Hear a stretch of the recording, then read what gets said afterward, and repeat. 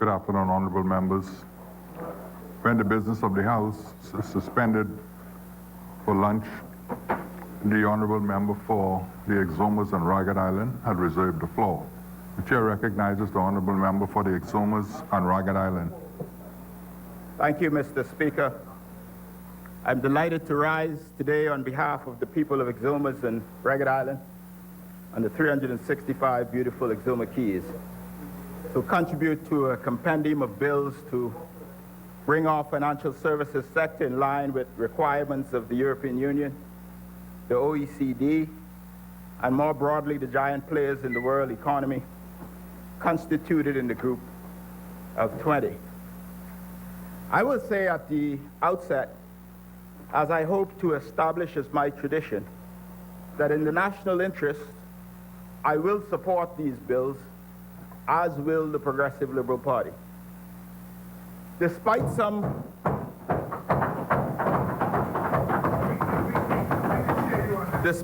reservations among our members and those in the financial services sector and the broader civil society. The fact of the matter is, not to overstate the point, is that our very way of life is at stake and our sovereignty is under threat. I often lament in here that we spend an inordinate amount of time dealing with things that should not take up entire days of the people's precious time. Now here we are to debate something of extreme consequence, a watershed moment, perhaps, that we will have to wait and see what the results will be. Will we continue to be the poster child for the boogeyman-filled nightmares of the world's economic powers that seek to beat us into submission? I suppose we shall wait and see. Will we have to come back to this House in another 20 years to again deal with these concerns as our industry dwindles?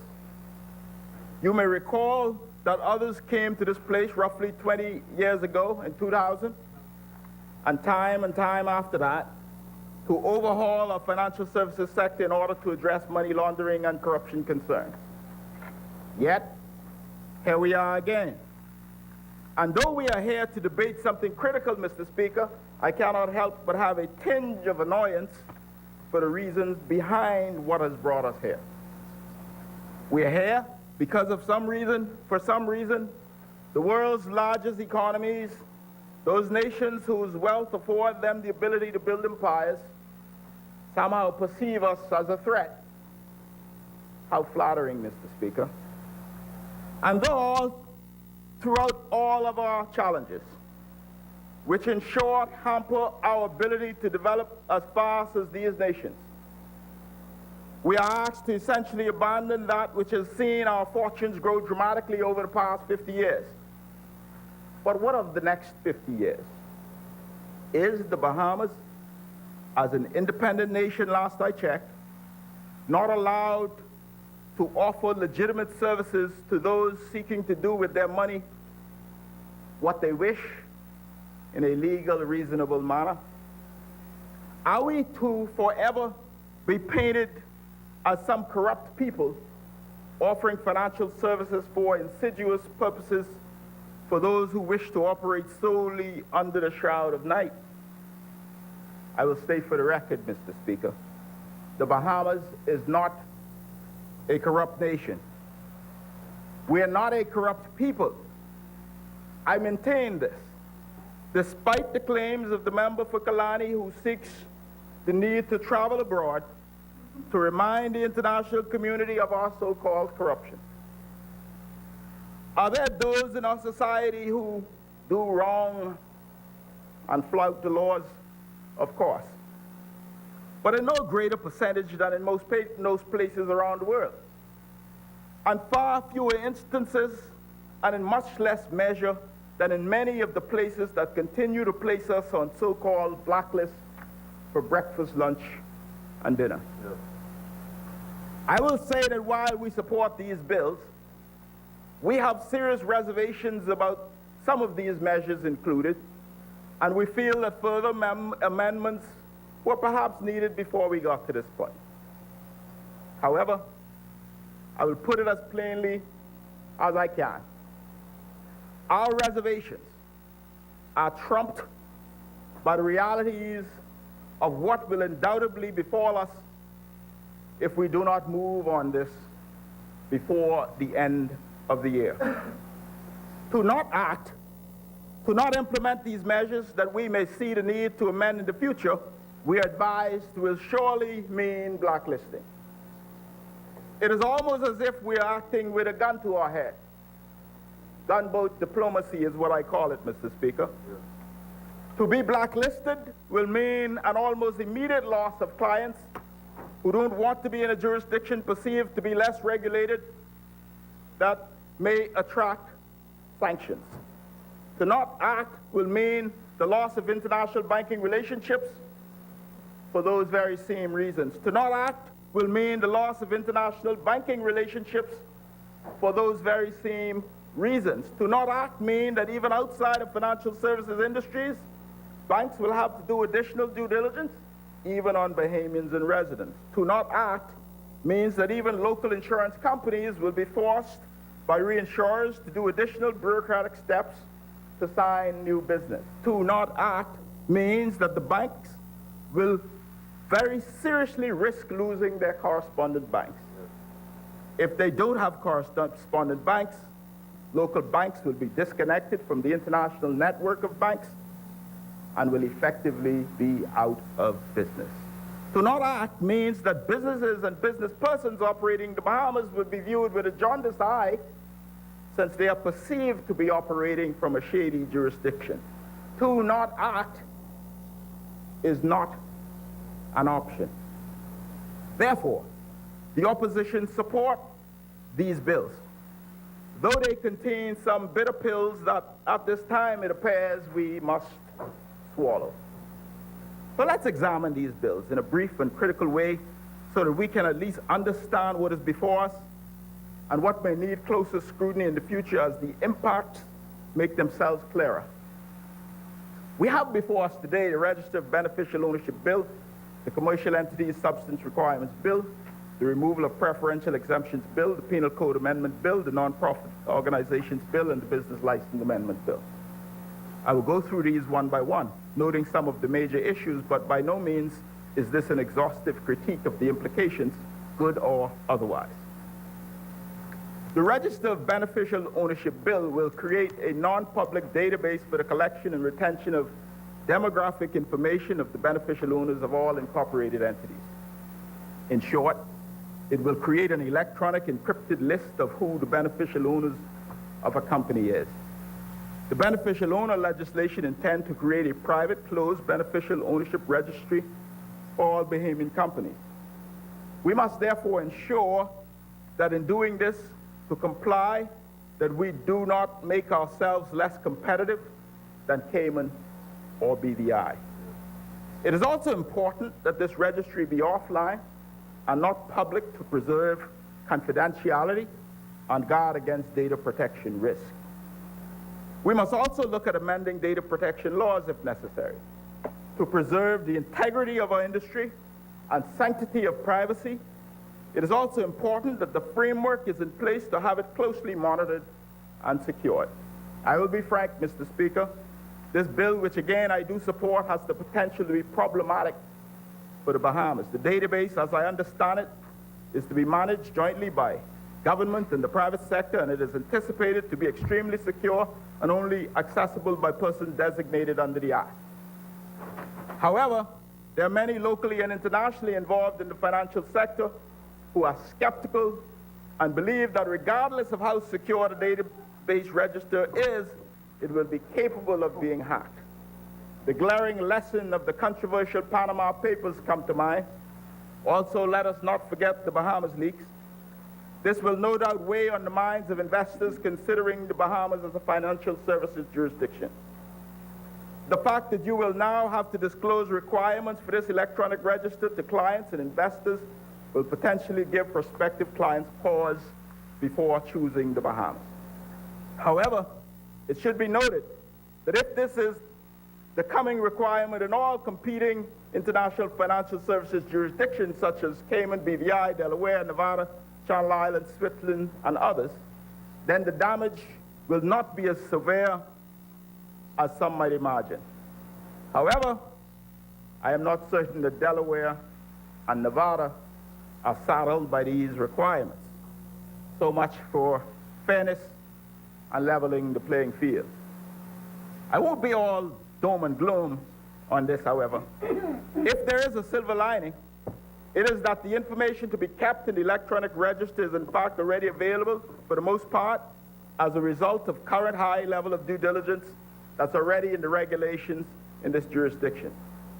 In some instances, many financial services institutions are required to retain beneficial ownership information under the current law and regulations. Let me also add a word of caution here.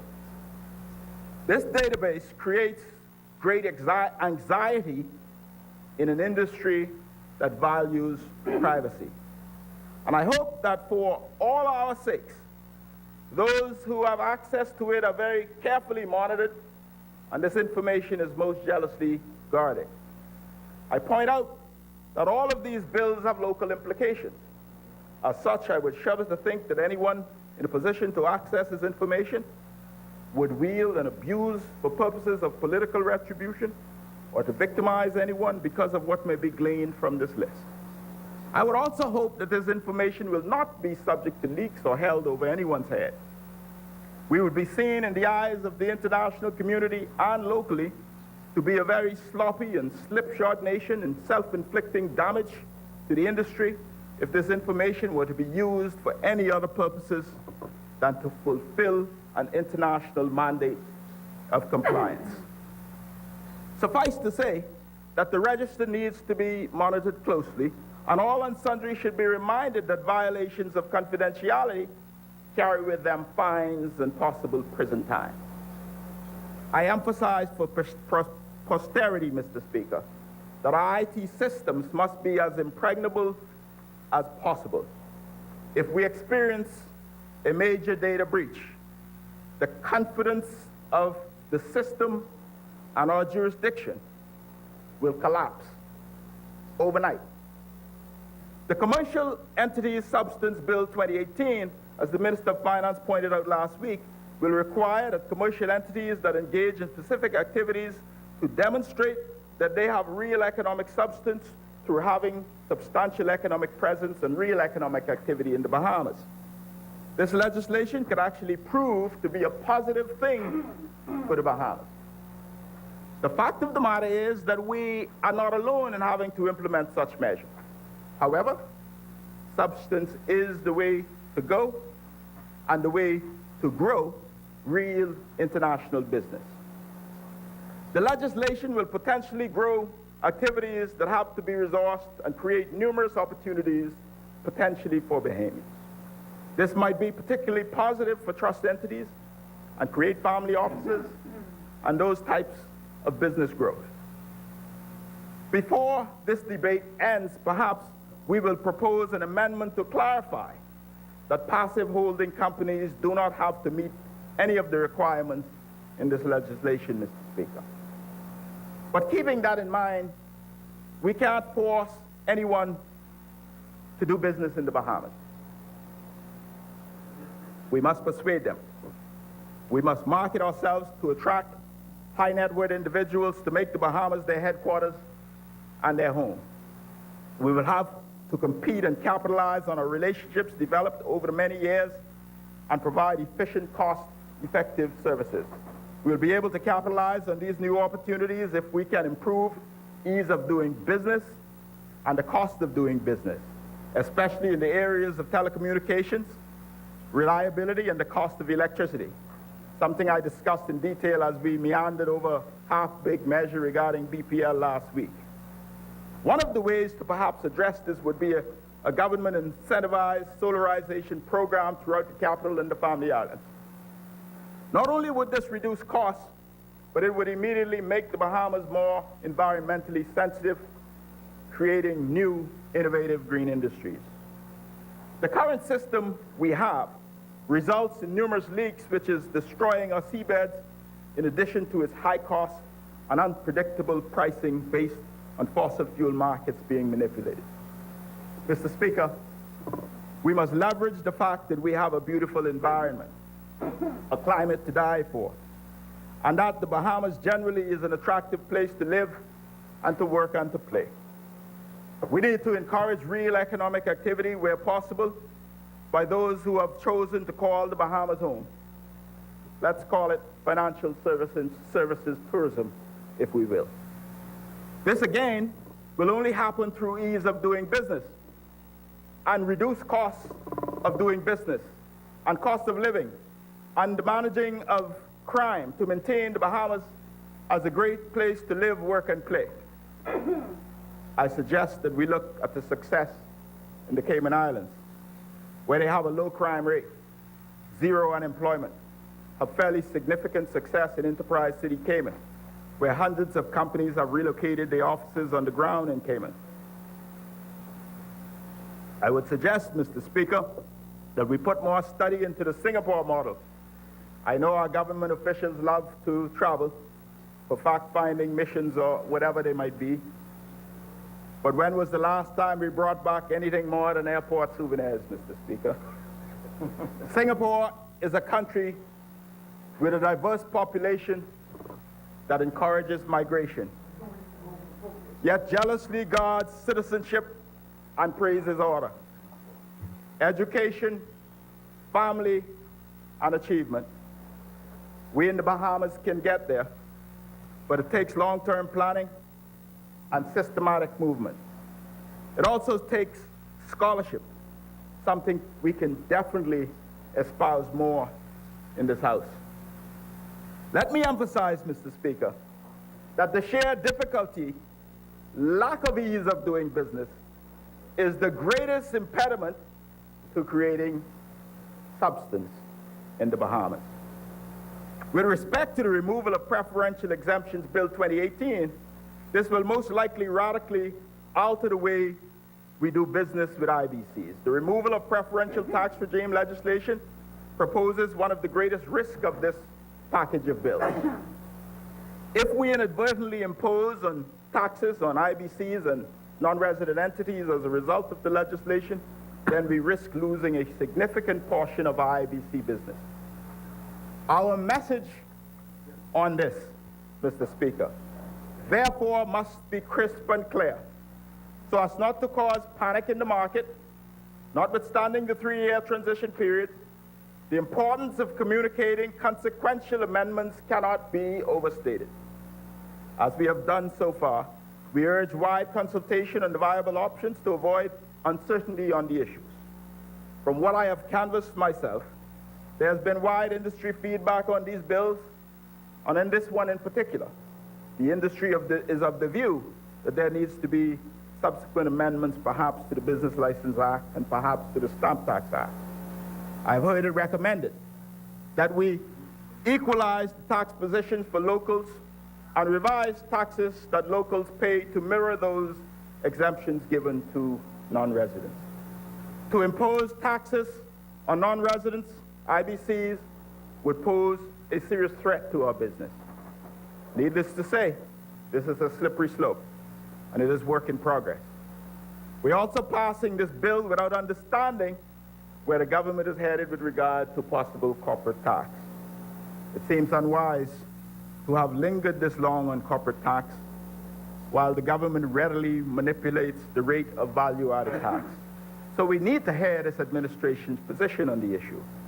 Also, as a point of clarification, it would be good if the Minister of Finance at some point clarify what almost zero is supposed to mean in Section 3.1 of this Act. It seems a little fuzzy and a little nebulous. On the business license amendment, I'll be honest with you, this one seems nothing to do with the EU issues, Finance, as suggested by the PM last week, and more like a bit of egg on the face of this government, the business license amendment. Why no longer require an audited financial statement or bank statement for business license purposes when you snuck it in onto businesses earlier this year? Mr. Speaker, Honourable Member. I will return to the point. later on. The business license. I will return to it later on, Mr. Speaker. Thank you. Thank you, Mr. Speaker. Don't thank me. I'm trying to get a point across. You're raising issue, and you're anticipating the debate on the Business License Act. That is forbidden by the rules. Thank you, Mr. Speaker. It is important that we anticipate. Indeed, Mr. Honorable member, Speaker, I'm not the belaboring that. rules forbid anticipating. I'm not belaboring the point, Mr. Speaker. What I'm saying, though, in financial services, in our country, in nation building, we must always anticipate the future. But I thank you, and I thank the member for Sinans for his diligence, and I hope that that carries through throughout the rest of these bills and subsequent amendments. The Non-Profit Organization Bill 2018, Mr. Speaker. Well, I notice you got the churches in here, and you left out political parties out of this legislation. So much for the need for political campaign finance reforms. So much for political campaign finance reforms. You promised it. You marched for it. We marched for it. Well, I wasn't among the we there, but the Prime Minister was. We marched with remarch, and he promised campaign finance reforms. It's 18 months since that glorious day, and still crickets on the subject, Mr. Speaker. And about this bill, I don't quite understand some of the logic. Mind you, I do understand international pressures to regulate unincorporated organizations, and I don't really get the skepticism with our religious organizations. But I will tell you, Mr. Speaker, I will tell you, Bamboo Town, the church has some fairly significant concerns with respect to these bills. But this is a new paradigm for the Bahamas, which will honestly be very unpopular and be met with much pushback from nonprofits, and in particular, the churches who will view this as a severe and sudden intrusion. Mr. Speaker, I do need to understand why this level of disclosure is needed by nonprofits. Is there something I may be unaware of? Perhaps there may have been circumstances or instances of illicit activities through churches. I am not aware of such, and therefore we must be circumspect as how we must approach this. I will say that the government bears responsibility. The government bears responsibility in explaining to civil society and the general public the ramifications of this. And we must be careful not to damage organizations that stood in the gap where the government itself is unable to do so. Mr. Speaker, the lack of meaningful consultation will be the Achilles heel of this F&M administration. Whether it's the church and on the non-profit organization, whether it's the gaming association on the new taxes, whether it's the chamber and business license, or whether it's trade unions, Mr. Speaker, it is important that we see civil society as partners. We're not all knowing. And when we talk about meaningful consultation, Mr. Speaker. Chair recognizes the honourable member for East Grand Bahama. Thank you, Mr. On a point of order. Yes, Mr. Speaker. The member is misleading. The fact of the matter is, and I don't know what he terms meaningful consultation, because that's why it is this long, because every time somebody doesn't get their way, it's not meaningful. But the Attorney General has had consultation at least twice that I am aware of with the church in respect to this matter, Mr. Speaker. That's a fact. And there was actually pictures in the paper to prove that, Mr. Speaker. Secondly, with respect to the industry that is at stake here, Honourable members. we have had numerous, Mr. Speaker, consultations with the industry in briefs, in wide briefs, as well as in private sector, in private settings. So to say that we haven't had meaningful consultation and is entirely misleading, and I think you should withdraw that, quite frankly, or at least qualify it. It's my opinion that there has not been meaningful consultation with the church on non-profit organization bill, with the gaming industry on the gaming tax, with the chamber on the business license changes, and trade unions on various industries. Perhaps the member for East Grand Bahama may have missed the point earlier that I made, that I am satisfied that there has been meaningful and ongoing consultation with the financial services industry and the opposition, I might add. But there are many in the civil society who feel that there were conversations and maybe the government didn't get back to them before moving along, who feel that there wasn't meaningful conversation. This is my view, my opinion, Mr. Speaker. But I will say this. A PLP administration will recognize that we're not all knowing. A PLP administration will recognize that we are partners with civil society. We're partners with civil society. I assure you of that. I assure you of that, Mr. Speaker. Mr. Speaker. And then there's the penal code bill. Mr. Speaker, and I am confident, Mr. Speaker, that other members of our team will speak to this. Mr. Speaker, will speak to this. But, Mr. Speaker, on this issue, we must be sure that the Bahamian people understand the implications of the Penal Code Bill 2018.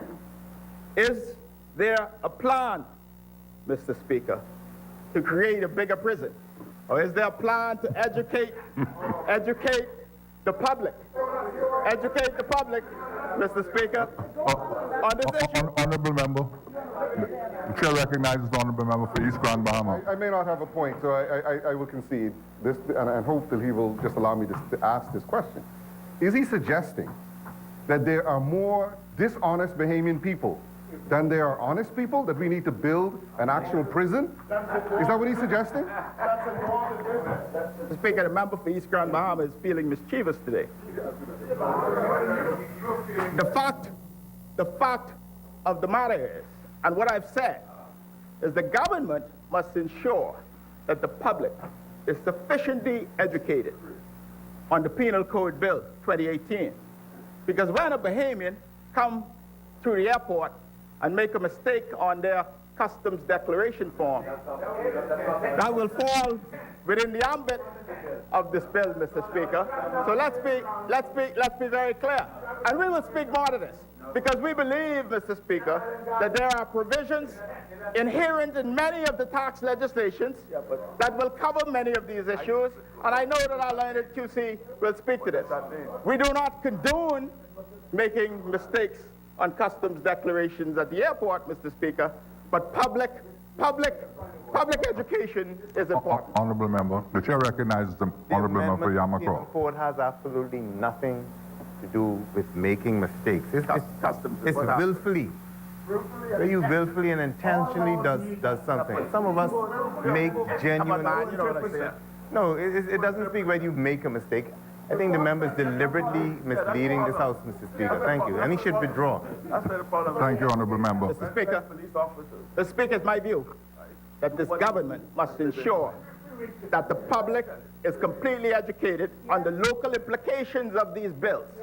These bills have local implications. It's not just for offshore financial services. That's the point I'm making. And I know the member for Yamakro agrees. But in the midst of our fervor to pass them before the year end, Mr. Speaker, we must not forget in the Bahamas, we have a right to forge our own destiny. The Bahamas has a right to develop its economy. The Bahamas has a right to pursue laws and policies that benefit the Bahamas in legitimate ways. I've said already that I'm supporting the bills.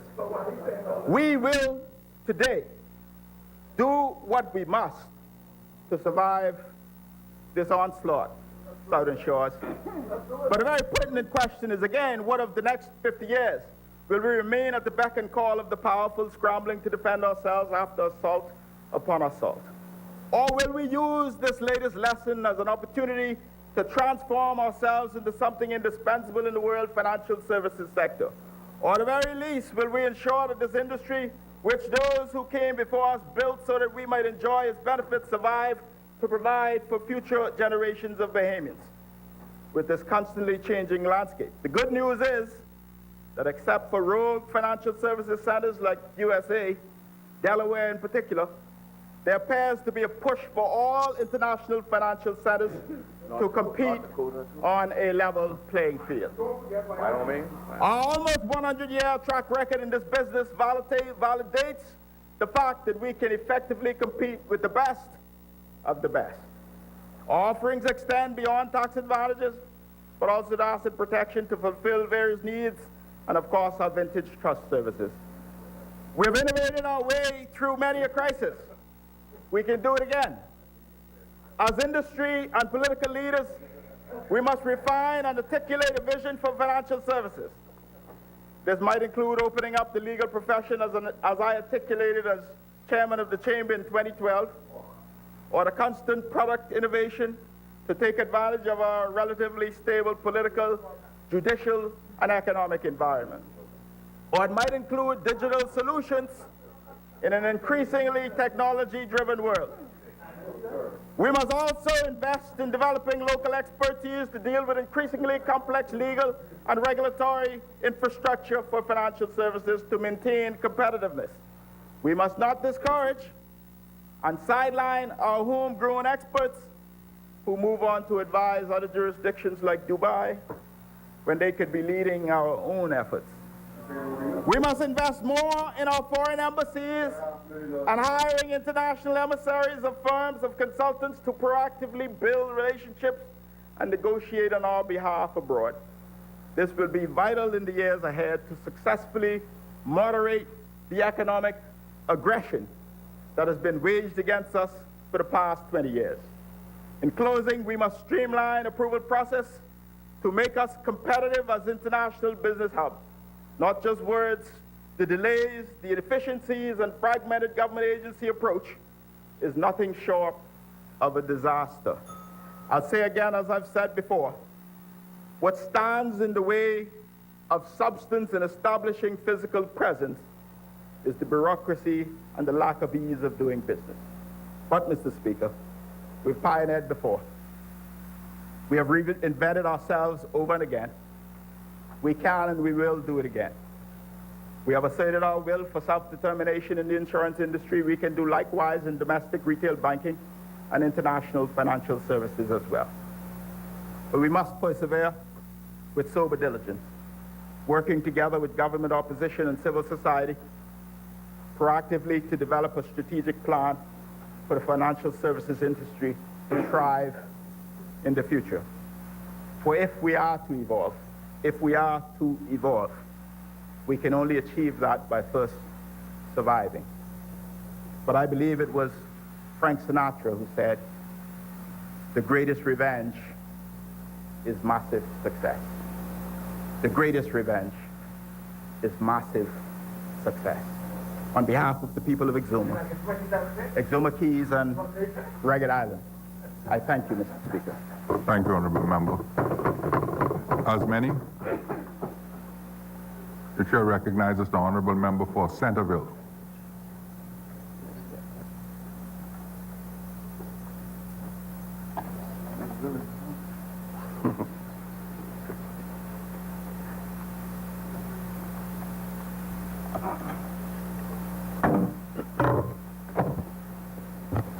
Thank you very much, Mr. Forbes. Thank you very much, Mr. Speaker. It is always a privilege for me to serve and to represent the people of the Centerville community, and by inclusion, the people of Farm Road area, which forms the Centerville constituency.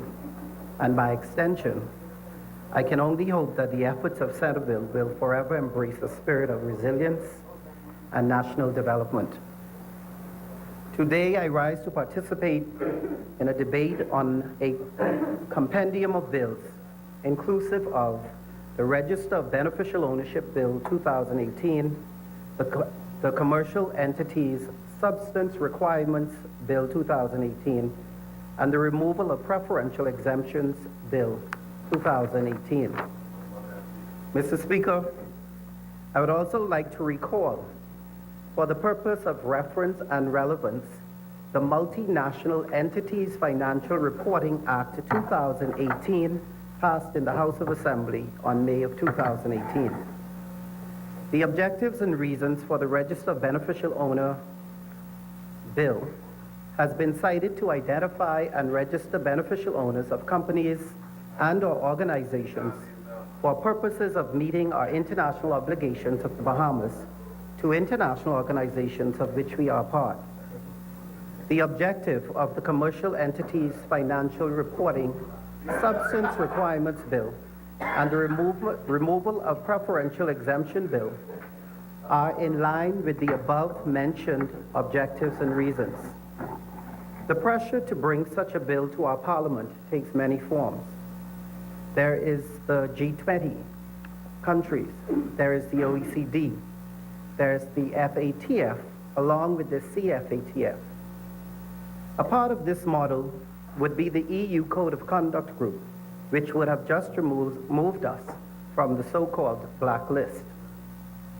I would first like to thank the regulators, that is the Executive Director of the Securities Commission Bahamas, Christina Rule, as well as Mr. Reuben Smith at the Financial Intelligence Unit, once again for meeting their statutory obligation to this House of Assembly and to have their annual reports for the year 2017 and June of 2018 was recently tabled by the FIU. Both reports under the remit of the Minister of Finance, whom I would agree communicated earlier the efforts of the regulators and ministries and industry and himself with regards to their aggressive and progressive approach to these compendium of bills. This happens to be significant as financial regulators, along with others, play a key role in our negotiations and our efforts with regard to our anti-money laundering and the counter-financing of terrorism regime. Mr. Speaker, the world knows, inclusive of the IDB, the OECD, and other international stakeholders, when we are not complying with our own obligations or when we are not following our own laws. The Compliance Commission, another significant organization in our negotiations on the world stage, and after a year would have just recently appointed their chairman.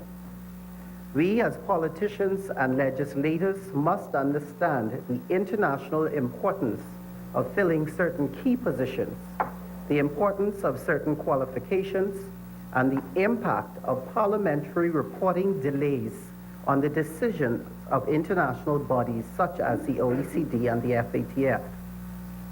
It always amazed me, Mr. Speaker, how our international colleagues knew more about our boards, their capacity, and their completeness more than we do. However, I do look forward to a Compliance Commission report to this House of Assembly. Without these organizations and their mandates, the Bahamas would remain on a blacklist. Without their commitment to national and international compliance, politicians would have no basis for negotiations. So to those agencies who comply with their statutory commitment to this House of Assembly, kudos to you. I thank you as a sitting member of the House of Assembly and on behalf of the people of Centerville. Your timely submissions help to bridge the gap between enlightenment and the political art of benightedness. We continue to allow numerous key roles like the country's Surveyor General, permanent secretaries, and directors and commissioners to sit in the capacity of acting. I do believe there is a timeline in which one can act in these positions. Why do we have persons in acting positions more than 1 year, 2 years, and even 3 years? These are legally binding positions with full responsibility and full liability. There needs to be a full review of acting appointments. It reflects on our stability and our compliance ratings. The executive branch of government should pay attention to these acting positions, as it leaves room for irresponsibility, non-accountability, and non-compliance. The issue of the beneficial ownership registry has been talked around the financial services sector for more than 15 years. Many other countries have opted to proceed. Today, the Bahamas finds itself in that position. I always wondered, Mr. Speaker, if the delay in passing necessary legislation was in itself a strategy or simply a we don't know what to do yet strategy. Time and time again, successive administrations have waited for the last hour to use the necessary resources to make constructive, necessary decisions. Hence, a lack of planning for the future or for future generations, even though we continue to admit that the goalpost will move. In financial services, we all seem to know what will eventually happen. But what is the action plan to fix it, to secure it, to protect it, Mr. Speaker? What are our long-term goals for the second pillar of our economy? Many may say, what are your goals, or what are my goals? Well, my dreams for financial services sector in the Bahamas have not changed. I see a sector modified and driven by Bahamians, owned by Bahamians. I see a vibrant capital markets approach to national and economic development. I see Bahamian specialists in financial and corporate service provision. I see Bahamian specialists in domestic and international banking and investment services. That is what I see. I actually see politicians more seasoned in their respective authorities rather than seasoned in the art of political savvy. Meritocracy, Mr. Speaker, above loyalty. Hence, country above self, will have to be the order of the day for us to be competitive. Just jobs, Mr. Speaker, will not cut it for the future of the Bahamas. Our people need careers. Careers are sustainable. Careers seizes opportunity. Careers build nations. Jobs add value, but it is the nature of that employment that builds careers and drives an economy. We must consider what it looks like, Mr. Speaker, when the international world wants us to maintain a register of beneficial ownership. Then we have been and are challenged with maintaining our own register. Time and time again, we go to the registrar's office and documents are missing. There are companies that I have been looking for the registrar's office for years. The problem, Mr. Speaker, is that many of these companies were created, in my opinion, to grab the very birthright of the Bahamian people.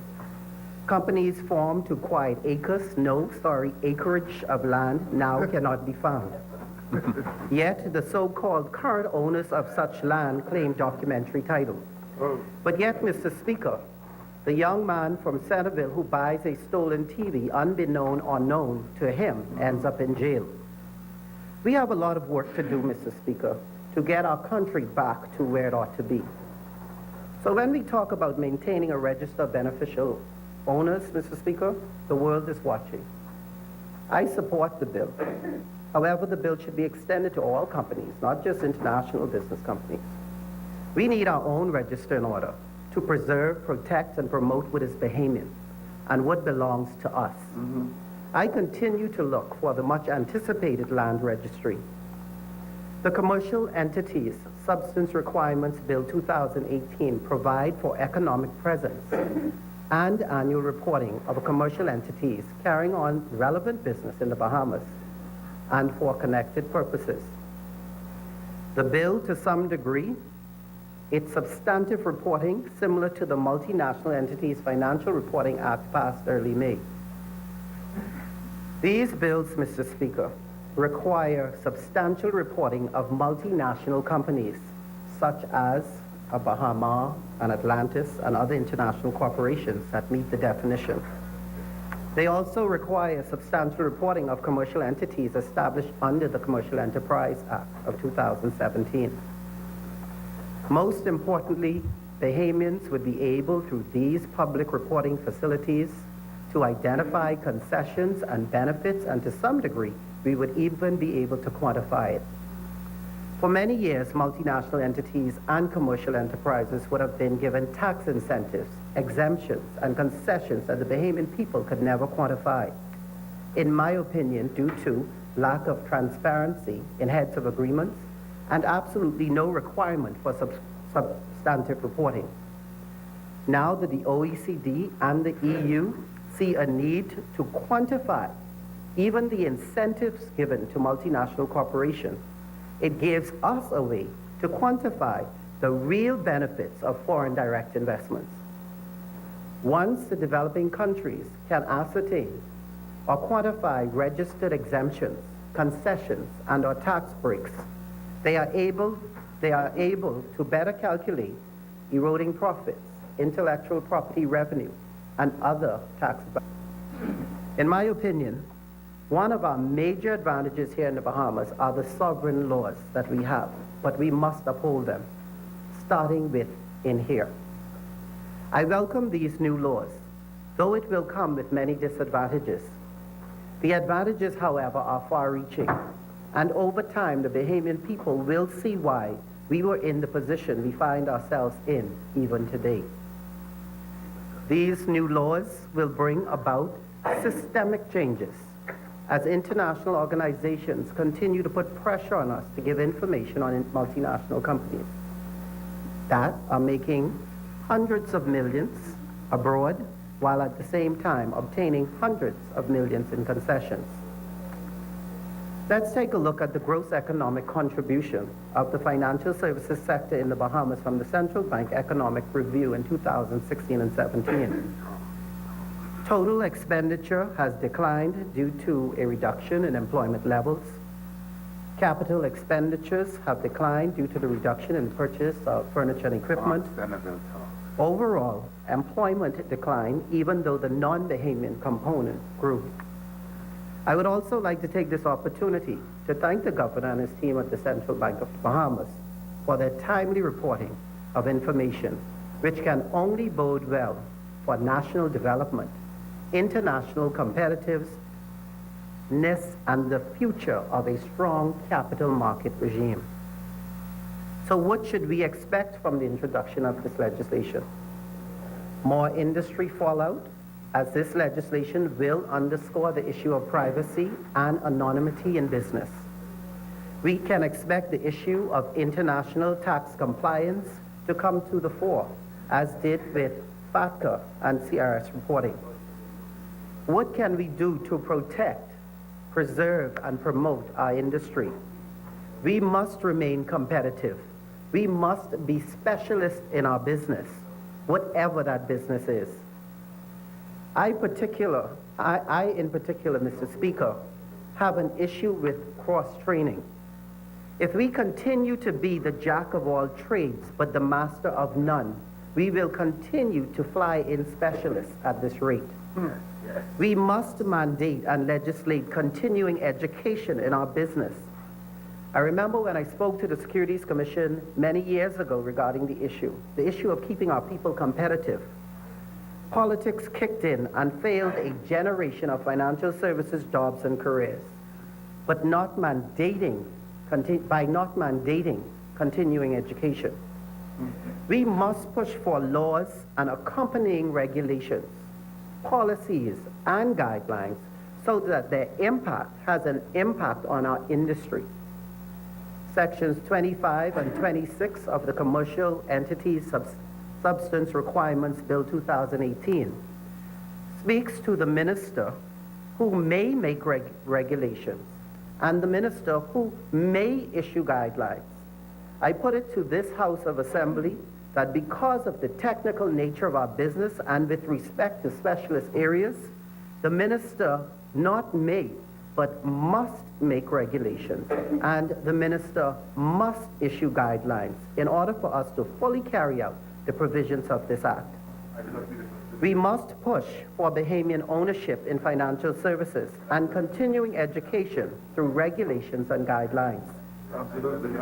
I remember when I tried to start the NASDAQ group, which is the National Association of Securities Training and Compliance, to train Bahamians in financial services. All I ever wanted to do, Mr. Speaker, was to make the Bahamas a more competitive place in our business by offering quality training. Politics kicked in, and a letter was written to the New York Stock Exchange prohibiting the advancement of the cause. But God continues to show his goodness. It has been 20 years now, and the National Association of Securities Training and Compliance organization remains the financial services trainers of choice. So who are we?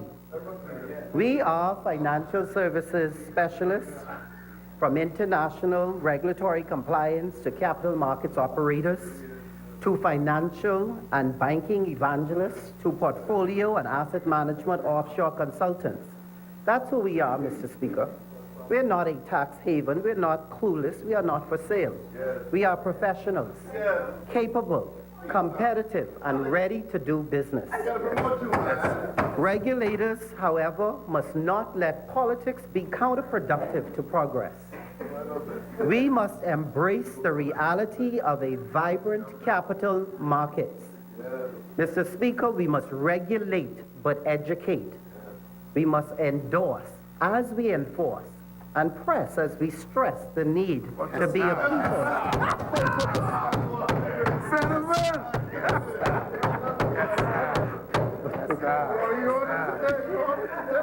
we must endorse as we endorse. Let me go again, Mr. Speaker, we must embrace the reality of a vibrant capital market. We must regulate but educate. Yes, sir, Senator. We must endorse as we enforce. Yes.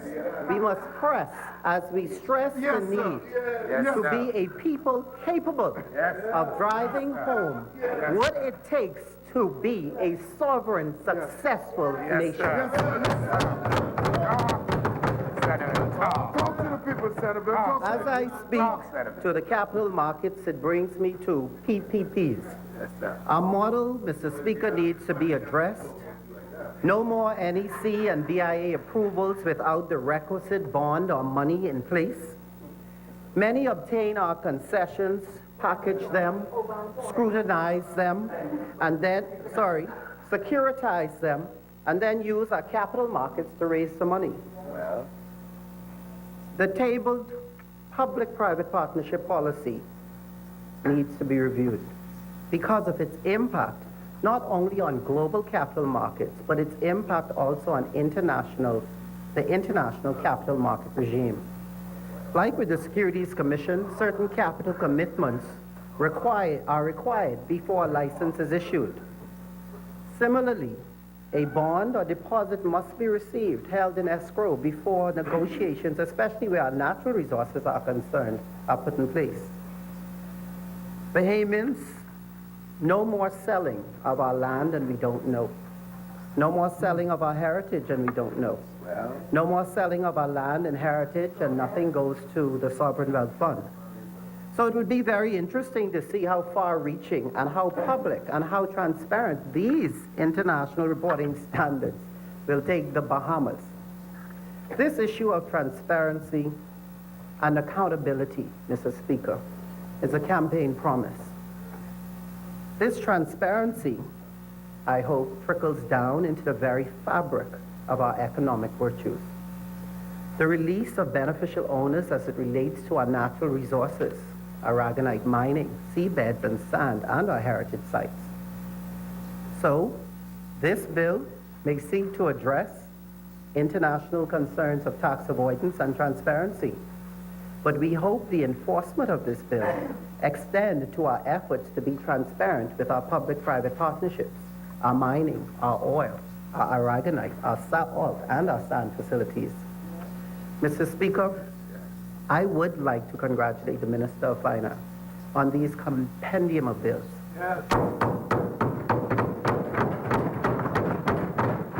At one point, I was told that he would be off the island for a month to deal with these bills. Navigating the financial services industry, Mr. Speaker, is no small task, while also making a hard push for economic and capital market development. Our industry has legacy issues that only past relationships built over the many years with the OECD, the FATF, and developing countries can help to allow us to get to these conclusions. I'm very happy to see that these compendium of bills would have transcended politics.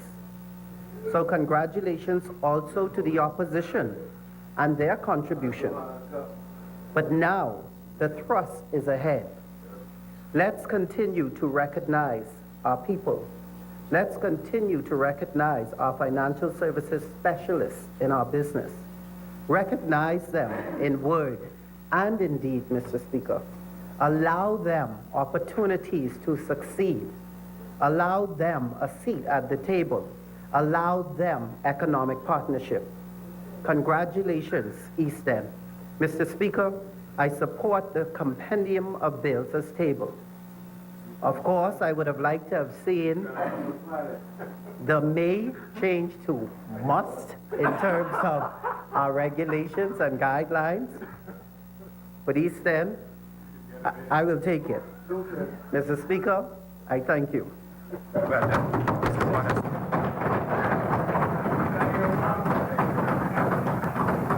Thank you, Honorable Member. As many?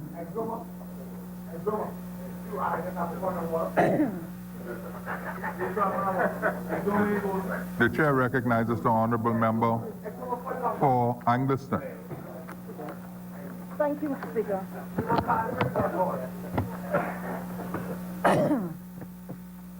Thank you. Speaker, I rise on behalf of the people of Angleton, who I am privileged to serve in my 4th consecutive term. And I want to advise this House that these are a people who continue to yearn for enlightened governance, which is progressive, transformative, a governance filled with optimism and bright hope. They yearn for prospects for and manifestations of a positive future and a bright outcome for their children. They want a better quality of life for themselves. These matters ought to be the activated agenda of any government. These are reasonable aspirations of any citizen, but are they being met? The Speaker, Angleton is not pleased with the pressures of increasing burdens, increased taxation, high energy costs, and a diminishing quality of life. This administration appears not to understand what is happening out there. And so, no doubt, this failure in governance must have Bahamians and people in Angleton in particular feeling greatly frustrated, bordering even on anger. The mark is being missed by a mile. Nowhere is that more punctuated than by today's proceedings.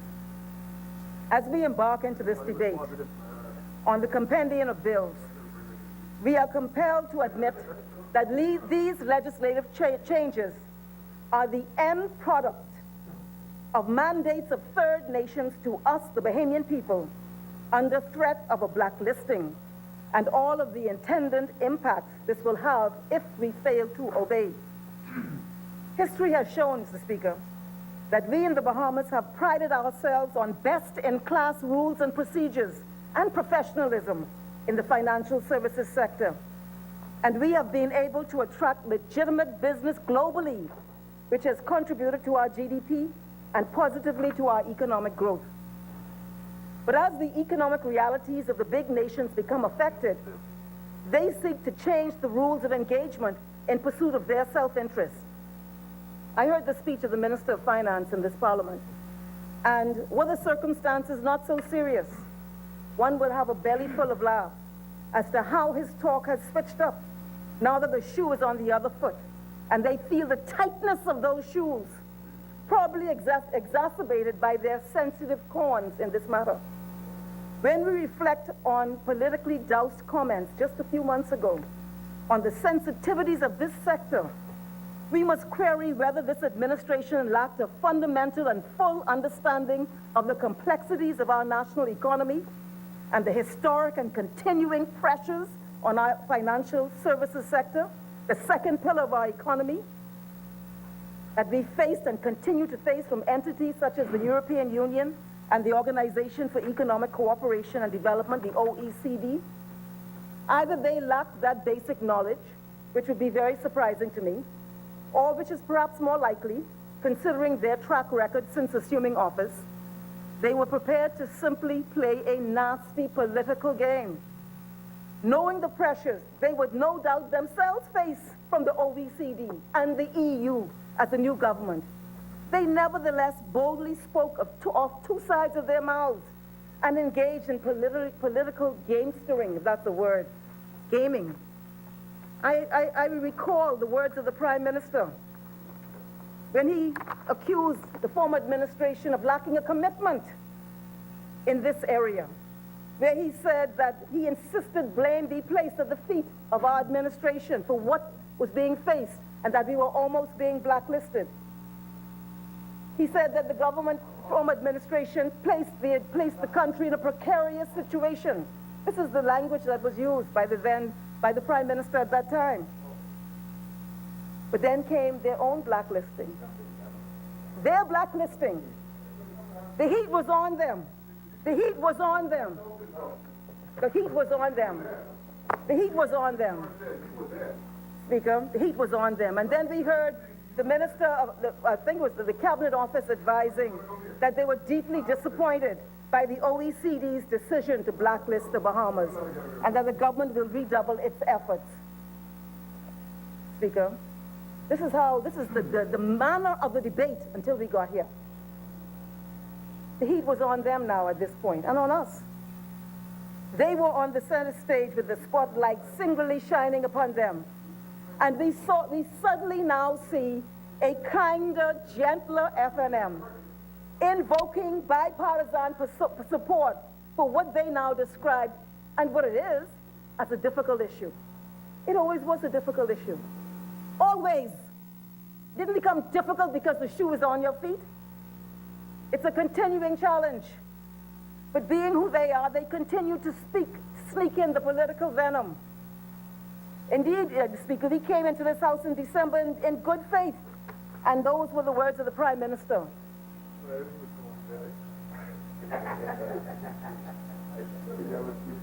They knew that at all times that the former administration was fully and responsibly engaged with industry stakeholders. They would have gotten that briefing.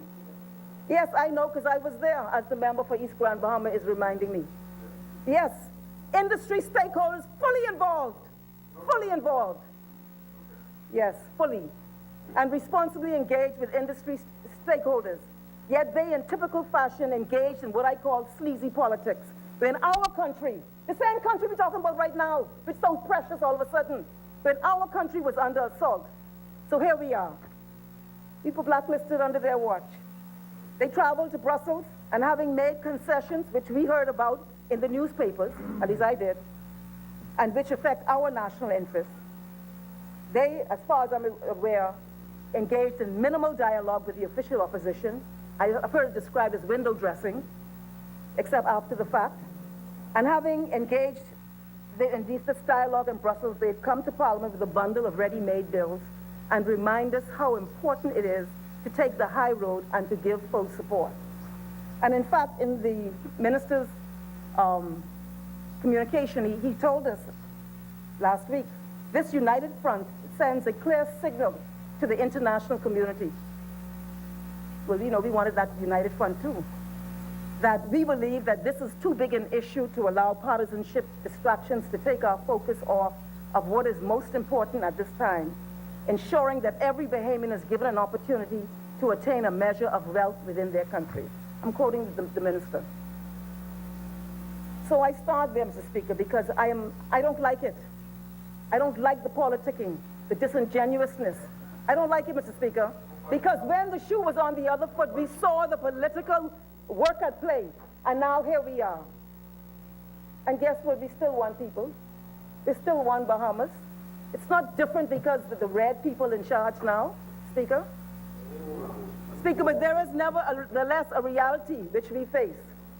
And it is that this nation has built a financial services sector which we have excelled in and which has become a pillar of our economy. This industry has created opportunities, grown wealth, and established an economic foundation. It has been, in many respects, very good for our self-interest. The EU and the OECD, on the other hand, have created powerful alliances, and they are adamant about their self-interest. Their belief is that their lost tax dollars restrict and limit their respective states' ability to maximize the well-being of their citizens, and that we in the Bahamas have somehow been in the business of facilitating this dilemma that they face. These alliances, the OECD and the European Union and the like, have led to the insistence and mandating of standards and protocols to be implemented by sovereign states, such as ours, which secure and protect the interests of this alliance. That's what these laws seek to do. These standards or legal norms have thus been thrust upon nations, such as ours, with the threat of destroying our economic viability if we do not comply. They will blacklist us. As the young folks say, coal. That's just the way it is. Coal. We also know that there are contradictions and inconsistencies in the approach of these alliances and other such groupings as it relates to larger and more powerful states and as it relates to their financial services sector. As a corollary, how can we forget the failure of regulatory oversight, the apparent inattentiveness of the ratings agencies that have been quick to so-called downgrade our economy to their junk status, when in the United States of America, in their banking sector, their failings there, which led to a catastrophic domino effect globally, and ultimately the worldwide recession of 2008. We must view and comprehend our circumstances and our dilemma with plain eyes, and it ain't red or yellow. These very same states, which so vigorously pursue their self-interests over and against the self-interests of small island developing states such as ours, and proclaim the high ideals, are many of which that engaged in that transatlantic trade of human trafficking. This is the facts for slave labor in this region. This is not an attack, it's a historic fact. I see the member of East Farmer shaking his head. This is, it's the facts. It's the facts. They are also some of the very same states that sat in the room in Europe several decades ago with the map of Africa on the table and divided the continent up for their respective treasuries and colonizing exploitation. It is the Berlin Conference. It is some of these very nations which form this European Union. These are the facts. It may not be, you want me to be helpful or you want me to tell the facts? What am I? I'm here to be helpful? Someone? I want to be helpful to my people. That's who I won't be helpful to, Speaker. Oh, well, we shall see. We shall see. It is some of these very nations, Mr. Speaker, which colonized and exploited indigenous peoples, raped nations of their natural resources. These indigenous peoples continue to seek a rational recovery from the inhumane ravages, including us in the Bahamas. That is our legacy. That is our inheritance. Despite our sufferings and struggles, we continue to be victimized, Speaker.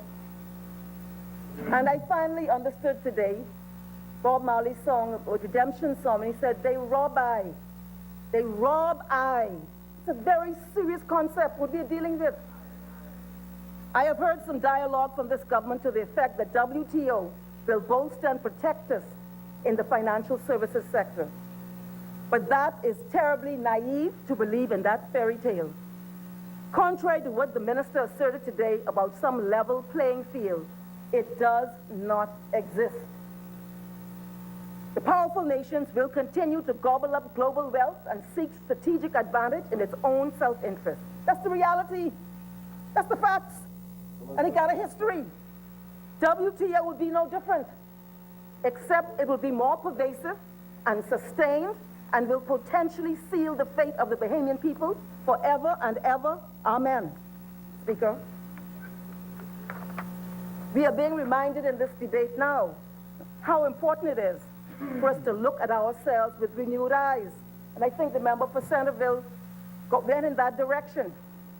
Understanding our journey as a people, how we got here, where we've come from, understanding the global journey, where others are coming from, how they got there, and the obstacles that we continue to face as a people. It's important that we have a full appreciation of the dynamics at play. While the debate is centered around high principles emanating from the center of Europe and the implication that somehow we are substandard in our approaches, the debate is really a very simple one. It's about competing self-interests.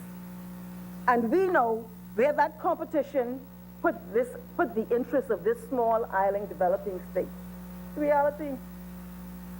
The time has come, however, for us to now get in front of these pressures. And Centerville, again, took us in that direction. We have to become trailblazers, not repeated victims of the agendas of third-party states.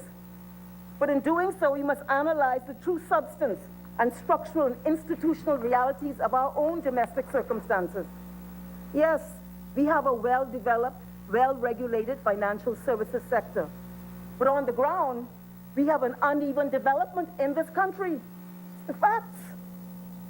Are we going to talk about it, or will we continue to float around in a pink bubble? At the root of this reality, I suspect, is a less than stellar educational system. The Minister of Education is here. He knows.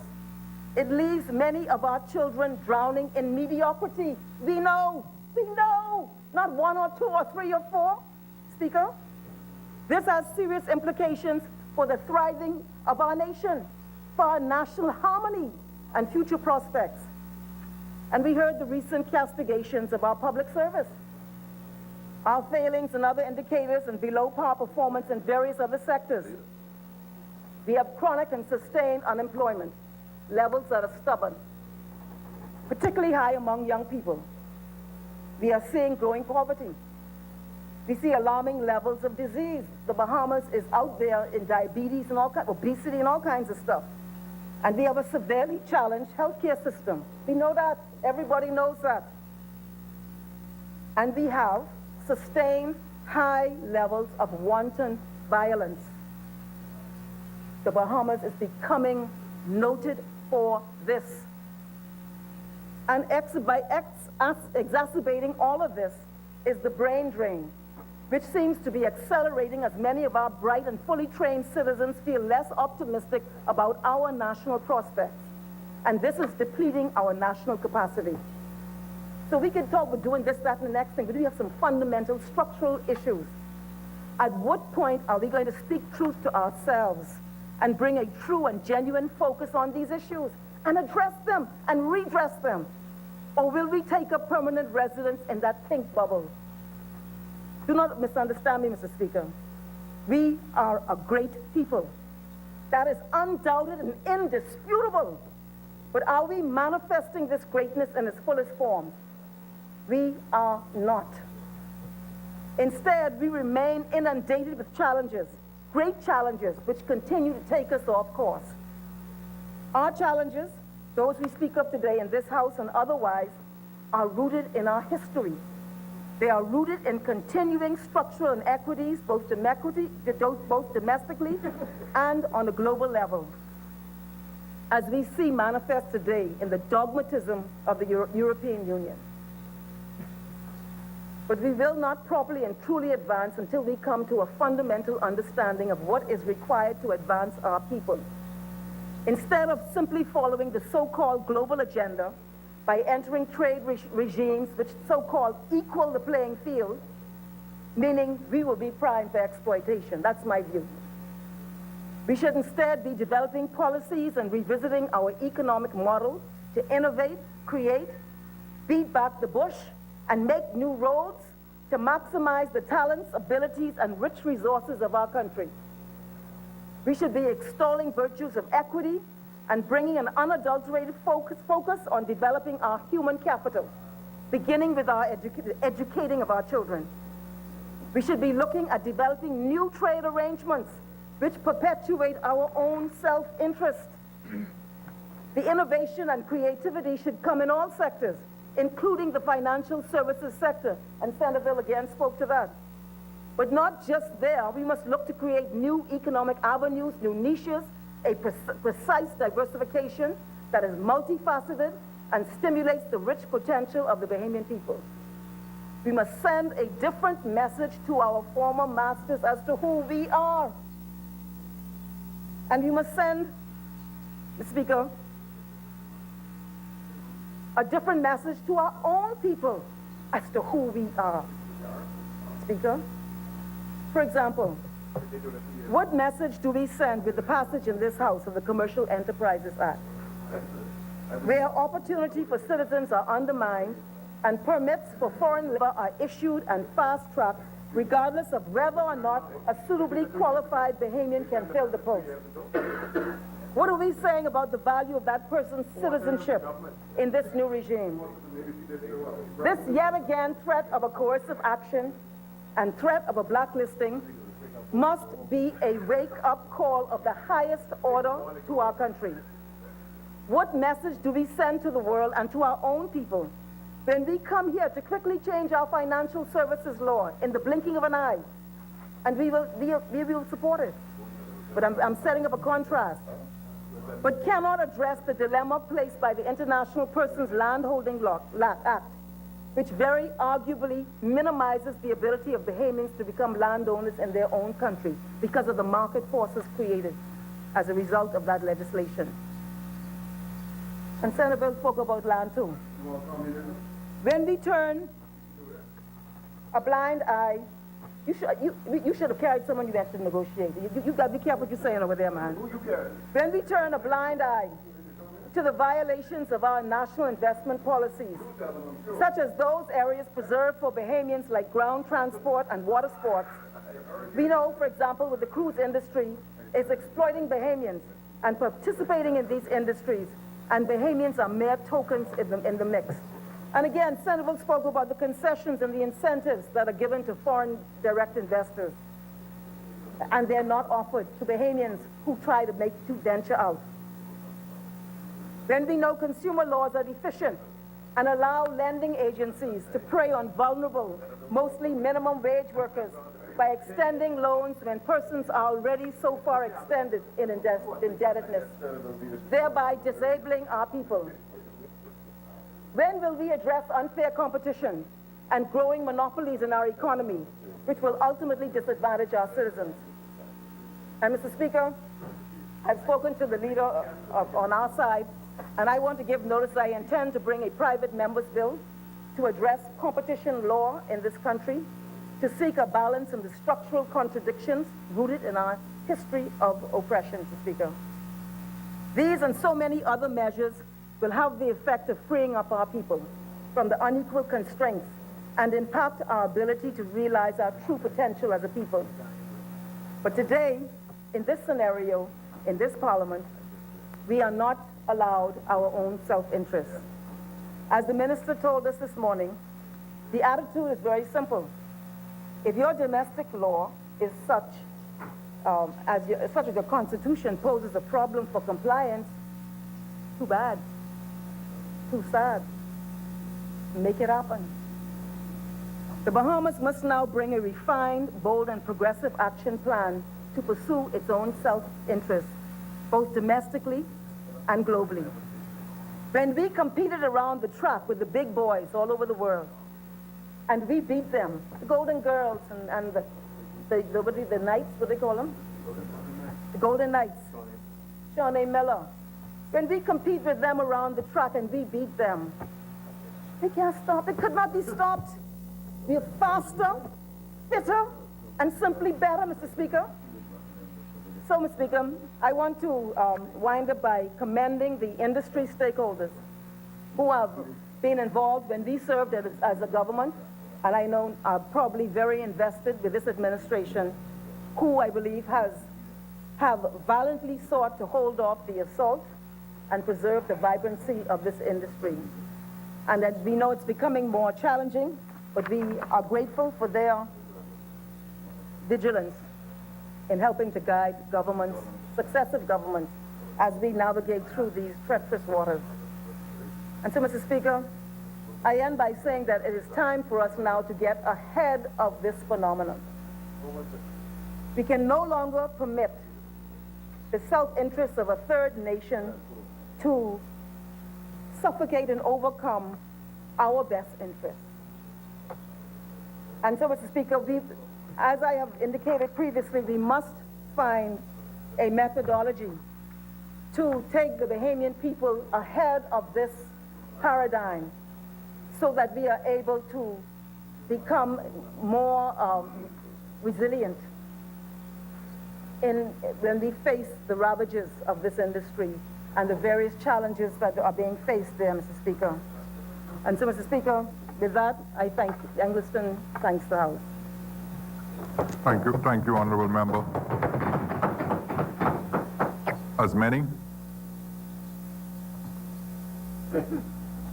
Chair recognizes the honorable member for Cat Island, Rumkey, and San Salvador. Thank you, Mr. Speaker. Speaker, I once again thank fine people of Cat Island, Rumpkin, and Salvador for their continued support, encouragement, and very often prayers, as they often say I need it, that they shower upon me. And Mr. Speaker,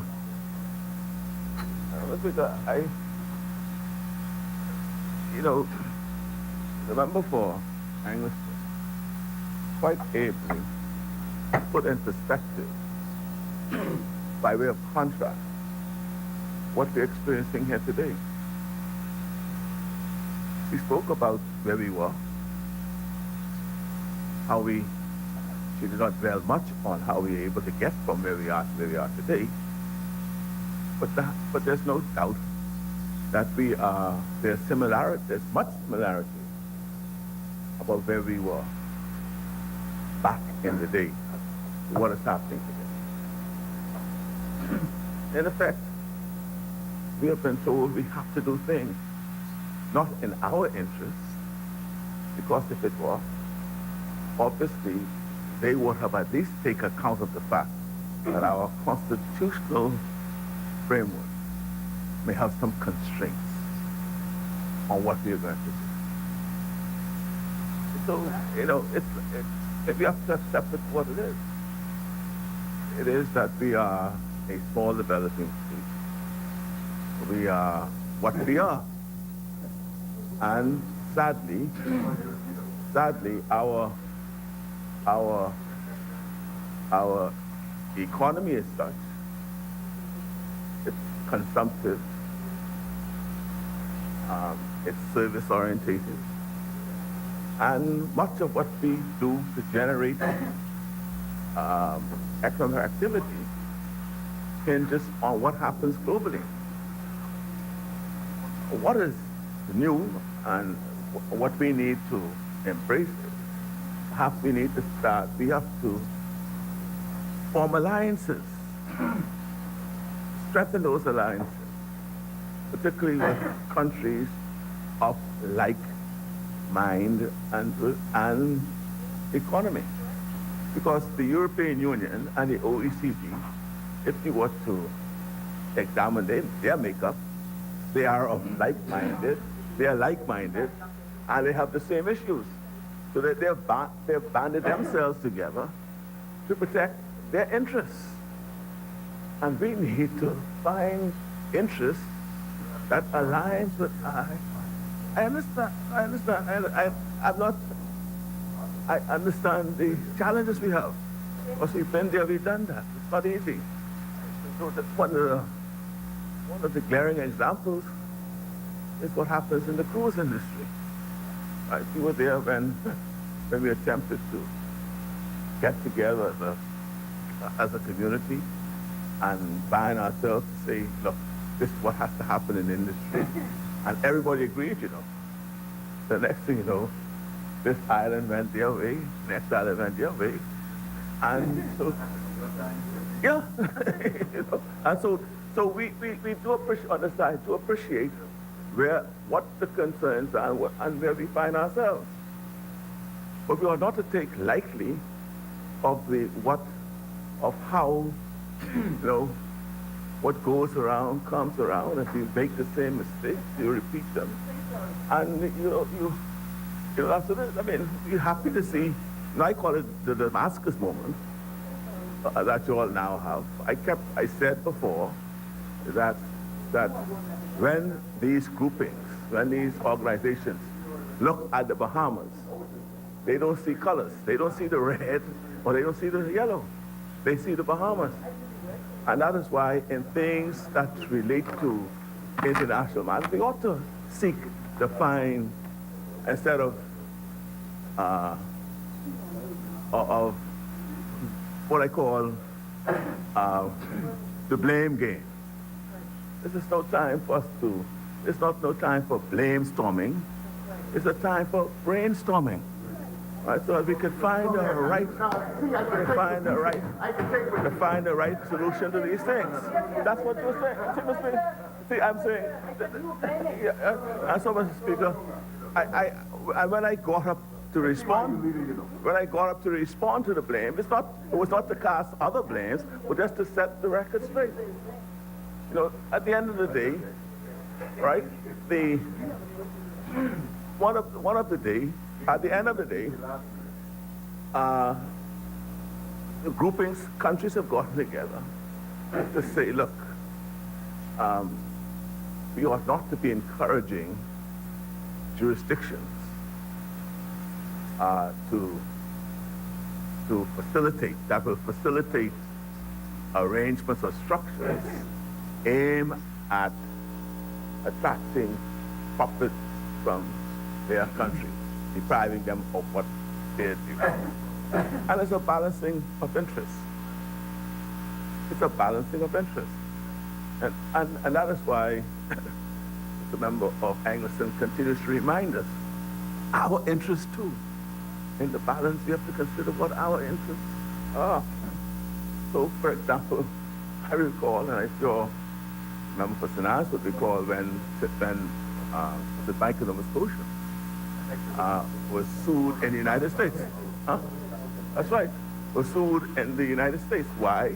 Because an application was made in our jurisdiction for the release of information. Our courts held, and which was confirmed on appeal, that the application did not reach the threshold to permit them to allow the information to be released to the authorities in the United States. Well, the United States came and sued a branch of Bank of Nova Scotia in the United States. And the rulings of the court, you know, this is a matter of interest, and I'm balancing the interest, and the interest of the United States far outweigh that of the Bahamas, even though the argument was made is that banking is the second limb of our economy, and the consequences of such a ruling will have a deleterious effect on our economy. And it did. Right? And hence, you find that most banks, after a ruling, because they ruled and then they fined, Bank of Nova Scotia was fined, I think it was either $300,000 or $500,000 a day for each day that they did not comply with the order. Eventually, there was an agreement was arrived at, it was settled. But going forward, you find that most banks today, before they open up an account with an American or an American person, or describe an American person, they would have that person sign a consent order to allow the information to go. So, so we know that. The other, and so their efforts are to ensure that those persons who are connected to their jurisdiction, who are their citizens, who are doing business in their jurisdiction, pay their taxes. And they are going after what they call their money. The other aspect to the concern, I think it's rooted in, it's an element of the BEPS arrangement, the base erosion profit shifting concept, where we were, in effect, the Bahamas, where industries in Europe, for example, let's take a wine distillery. They could sell thousands of pieces of wine to South Africa. But instead of it being sold directly to the company in South Africa, a company is set up in the Bahamas. It's invoiced in the Bahamas. It's being sold to a Bahamian entity. And then the Bahamian entity then sells it to the actual purchaser in South Africa. So the sale from the European wine distillery is $10 a case to the Bahamian setup company, IBC, for example, and it's sold down to South Africa for $100 a case, which is the real price. So the profit is shifted from, say, France to the Bahamas. And so they want that money. And they're trying to avoid things like that. The other, and so that is, again, their thrust. And we need to ensure, though, that in responding to the, what the underlying, and I think what you understand, the overarching concerns of these jurisdictions, if we address those specifically, sometimes in addressing it, we could overreach. And in overreaching, the consequence, it does have unintended consequences. And so, for example, if you look at when we go to the Commercial Entities Substance Requirements Bill, right, again, back in the day, we had what we call the brass plate. So you just have a plate on an office, for the law office, you have a plate. The bank, a bank name, and the bank is not here. Then you had it's operating elsewhere, but it's incorporated here, and it's just what they call a brass plate, or a suitcase company, they call it, or the suitcase company.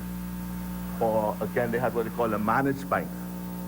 Their banks are formed, but in a firm, they'll have one or two people just doing the work for the bank, but the bank is not here. And so, what we have to be concerned of here with the Commercial Entities Substance Requirements Bill is whether we may not have overreached ourselves. And I say that in this context. Have we, for example, did we do an inventory of companies that are doing business in the context of which concerns the European Union? Have we done an inventory of those? Because at the end of the day, what we're doing now is going to impact all companies. Every company is going to be impacted by this. And so, is it necessary to go this far if, for example, if an inventory of companies that run afoul of the concerns of the EU or the OECD, if we did inventory, and we find that perhaps there are only about 50 of those in the Bahamas, did we need to do it for all companies or capture all companies just because of 50 companies that run afoul? And maybe that may have helped us in shaping a better regime. Now also, what concerns me, I know, we talk about consultation and consultation.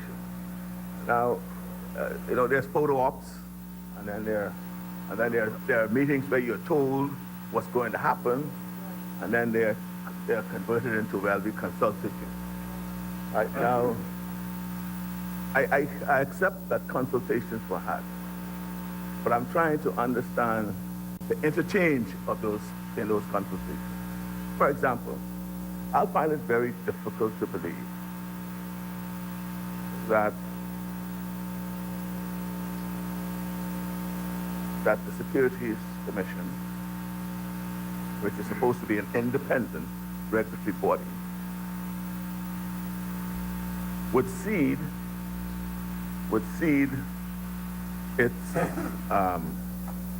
its regulatory, because this is becoming, you see, or the central bank for that matter,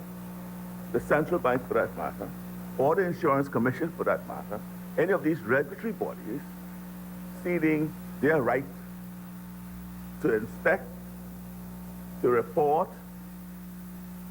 That's not true. Don't go there. No. I spoke to the central bank governor too. I was trying to help, man. I wasn't trying to undermine what you're doing. I make the point. The point is, the Commercial Entity Substance Requirements Bill is setting up another. It appears to be another regulatory regime, right? Because if you look at what they could do or not do, it seems to be regulatory. And it may very well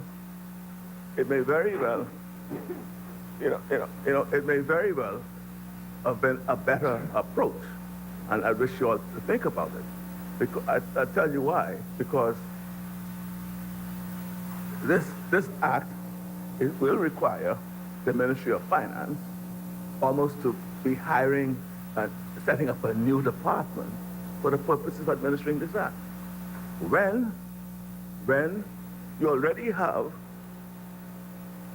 the regulatory body in place, who in fact these entities are reporting to, and that regulatory body could inspect as well to ensure that they're carrying out the objectives of which they've been licensed or otherwise. And as we speak today, under the tax exchange treaties, if there's an issue, it comes to the regulatory authority. The regulatory authority could then, it comes first to the competent authority, would be the Minister or the Attorney General, and then they go to the regulatory authority for the information.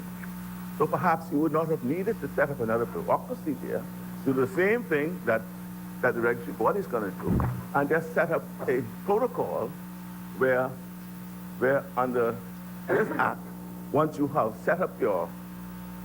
followed the laws to ensure that you are set up here, if there's any issue about reporting or there's any issue that requires an investigation, the regulatory body does the investigation, and all they have to do is it's triggered by the Minister of Finance, just as we do under the tax exchange information regime now.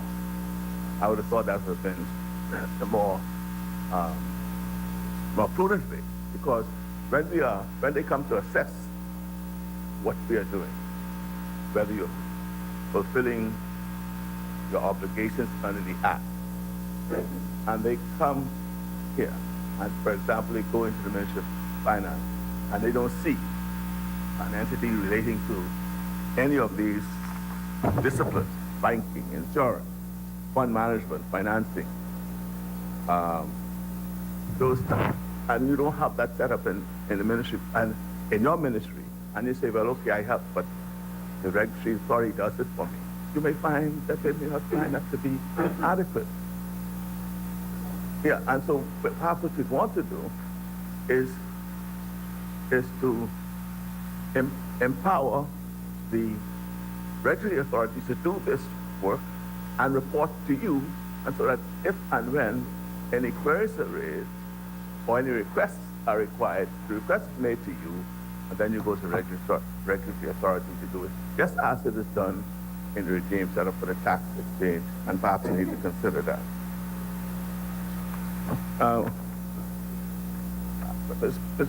I wish y'all could give me a few more minutes, because I do a lot of things, a lot of matters. It's a major matter. There's a lot of So, Mr. Speaker, Sinaz, if you look at section 16, yeah, 16.1, it refers you to section 11. That should be section 15. If the authority determines that an entity has failed to meet the substance requirements on information received pursuant to under section 11, that should be section 16. Because section 11 just deals with compliance with reporting requirements. 13, compliance measures where inspection takes place. You may want to make that correction.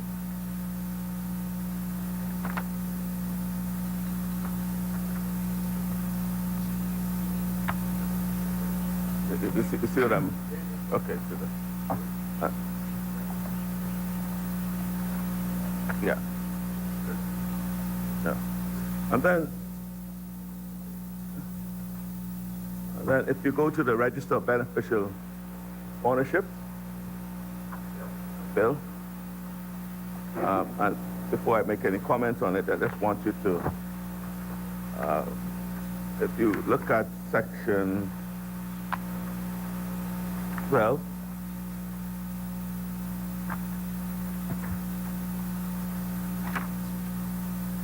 is it 12? Oh.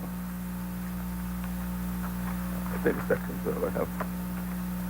9, 10, 11, 12. Yes,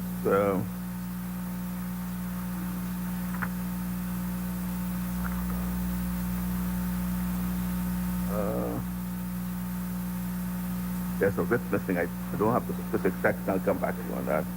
But if you go to subsection 12.5, that should be subsection 6. Yeah, section 5. In the body, it should be subsection. I don't know. Okay, and then it just renumbered going forward accordingly. Right now, Mr. Speaker, in respect to this, there's a width that is missing somewhere in there. I guess I didn't. I'll pick it up maybe later on. We are very careful about how this bill has been drafted and what message we send out to the community. I think you all appreciate the sensitivity of this one, the use of privacy, and the lack of it could lead to any number of mischief. But there's one here. We have registration of beneficial ownership. Under our law, again, when I talk about our construct, there are two types of ownership. We have the beneficial ownership and the legal ownership. Legal, yeah, where, or the registered owner, for example, where under the Companies Act, you are now required to disclose the registered owners of shares. The registered owner may not necessarily be the beneficial owner. Pardon me? Right, no, I appreciate that. That's what I'm saying. So the question here now is whether information, because don't forget now, the registered owner is the front man, so it'll be the fronting. Whether or not information should not likewise be provided in respect to not just the beneficial owner, but also the legal owner. Because you have the IBCs. I raise it, you just take a note of it, because you may find that you'll have, because under the IBC, there's no issue of, there may be a legal ownership in the IBC, as well as there might be beneficial ownership. And you may want to consider whether you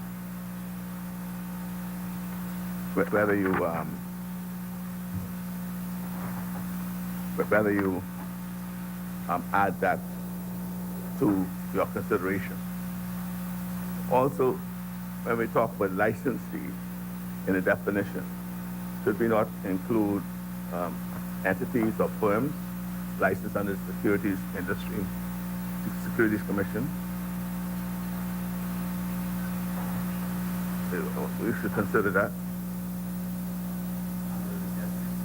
Yeah, and licensing, you have bank and trust, insurance, external insurance, but Securities Commission, persons licensed under the Securities Commission are excluded. So I don't know whether you intended as that was intended or not, but it seemed to me, having regard to what you're attempting to achieve, that persons licensed under the Securities Commission Act ought to be included as well.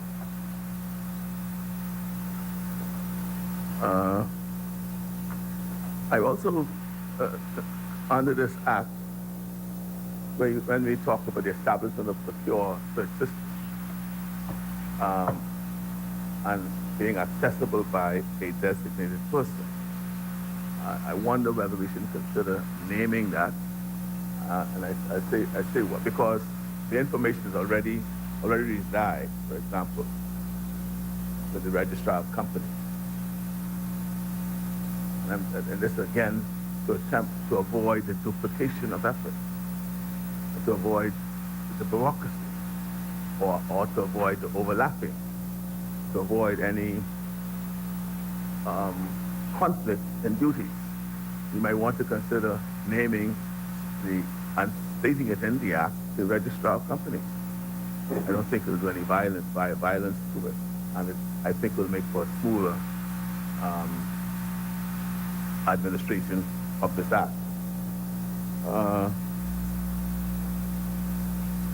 May also want to add to beneficial owners at subclause 3AB. If I am appointed a director, director, officer, yes, 5 subclause 3. Your person shall not be treated as a beneficial owner only by reason of. Perhaps you may want to add the director, officer, managing director to be appointed as such. Yes. I didn't see that in there. That's why I thought.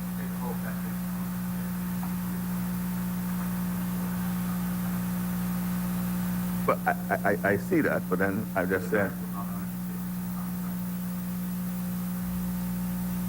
the word is treated, not.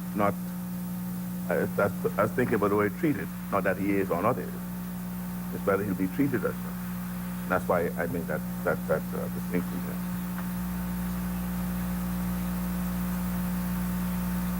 Oh, it's 9B.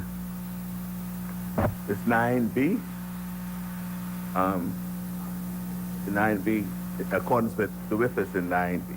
That's what I wanted to put. 9(1)B. They're required to obtain by it in accordance with this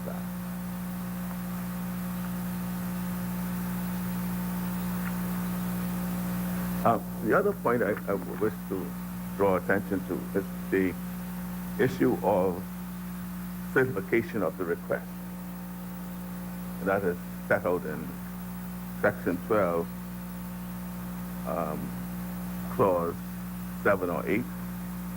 A search conducted under subsection 5 shall not be executed without certification that the request for the search is proper and lawful in compliance with the legislation governing the affairs of the authority by whom making the request and any international agreement administered by it. I just want to know by whom, I mean, what level, yeah, the company authority is something else. I mean, it'll be somebody in the regulatory body, so perhaps you may want to ensure that it's coming from the right person, not just, anyway, you may want to consider who will have the authority to certify, right? Who will have the authority to certify. And so I further point out that, and that goes back to the point I made earlier. The point I made earlier under the substance, under the commercial entity substance requirement bill, where I said we're setting up another regime. You see, this speaks to how perhaps we should just allow the regulators of the regime carry out the functions of the act, with the minister triggering any request that has to be required for the fulfillment of it. And that's why, and it's probably borne out by what is said here about the verification of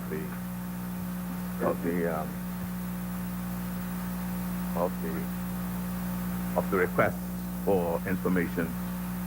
Now, again, I point out here too, Mr. Speaker, this is going to be a very costly exercise for companies to set up a regime. And the question is, when will this act come into force? When, whether or not whether the secure system will be in place by that time, because firms or entities are not going to be able to be in compliance with the Act until such time as the secure system is set up. And again, it's going to be training in firms, it's going to be administrative and cost for the firms to set up in their office. No? Your government can set up in firms for that. Perhaps you could speak to me about that. But that's what I'm saying. Mr. Speaker, the removal of preferential exemptions. I made an intervention earlier on that, and I still invite the government to consider. And I hear what they have said about it. I do ask for a few minutes just to go through the bills. Honorable Member, how many more? I think Two more bills? Another 5 minutes. Okay. If they would agree. Yeah, that's it. And that's what I'm going to. I'm not the speaker. So on the removal of preferential exemption, we discussed the fact that our constitutional construct may pose a challenge on this. As I will not go into that any further. My only other concern would be the impact of this on the Port Authority and how they considered it. Because at the end of the day, I think that is where therein lies a great challenge. How are we going to remove the preferential exemptions of companies operating in Grand Bahama? And recalling, just during our last budget debate on the issue of payment of VAT, for example, and the view that was taken in that intercourse that, well, a certain, because of the manner in which their business is being conducted, nothing is staying in Grand Bahama. It's just throughput. But there's a disagreement whether it's throughput or not, but let's take the position that has been accepted by the government that is a throughput, therefore no tax no tax is applicable. Now you have the challenge of how, and I don't know, Mr. Speaker.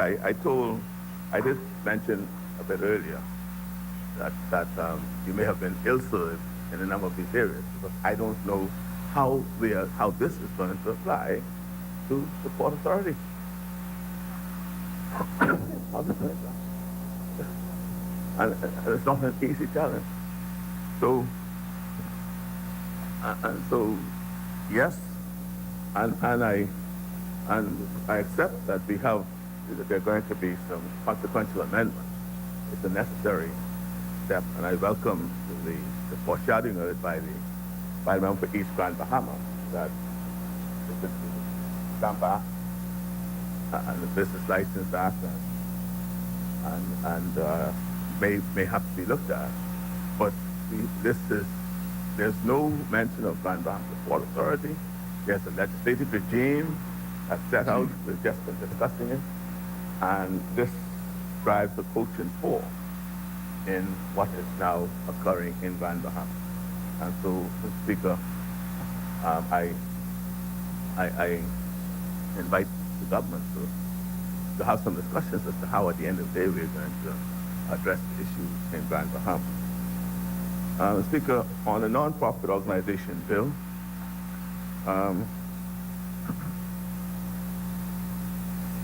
it has, first of all,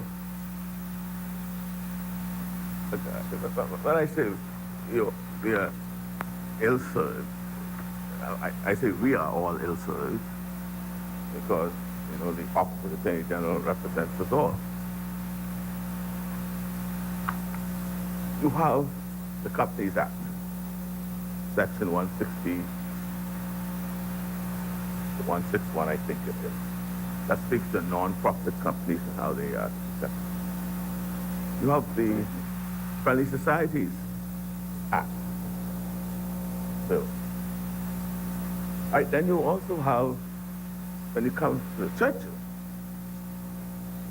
you have most of the churches, a lot of them are now what they call incorporated by statute. Seven of them are so, by statute.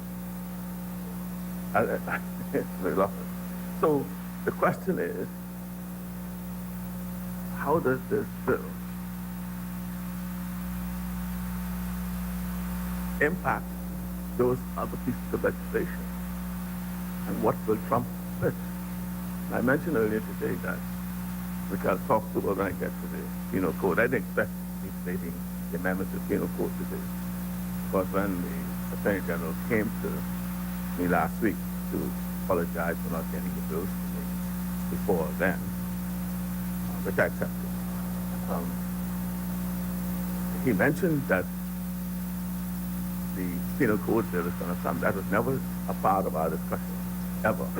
But he thought it was, that he would bring it to my attention. And I said to him, what was it intended to do? And he spoke to me, and he told me what it was intended. I said, but you're going to have a challenge here. And it's a challenging piece of legislation. And I invite us not to deal with that piece today, if at all possible. And I could give any number of reasons. I'm not, my instinctive view is that all of our taxes, levies, and fees are governed by legislation. All of them. They're governed by legislation. And each of the legislation that imposes a tax, a levy, or fee has their own penalties and regime for recovery and punishment. Right? So, and this, the penal code doesn't differentiate as to whether it's customs, whether it speaks to willfully make or delivers or causes false or fraudulent information to be made. It doesn't distinguish between either. Now, I don't know. Member from East Grand Bahamas, if correct me if I'm wrong, right? He said in presenting this, he spoke about administratively dealing with fines and all of that. That's a thing of the past. That's what you. No, okay, sorry. Well, I didn't hear that. But in some of these, take the Customs Management Act. It could be dealt with. That could be dealt with administratively. Right? Right? I know it's not changed, but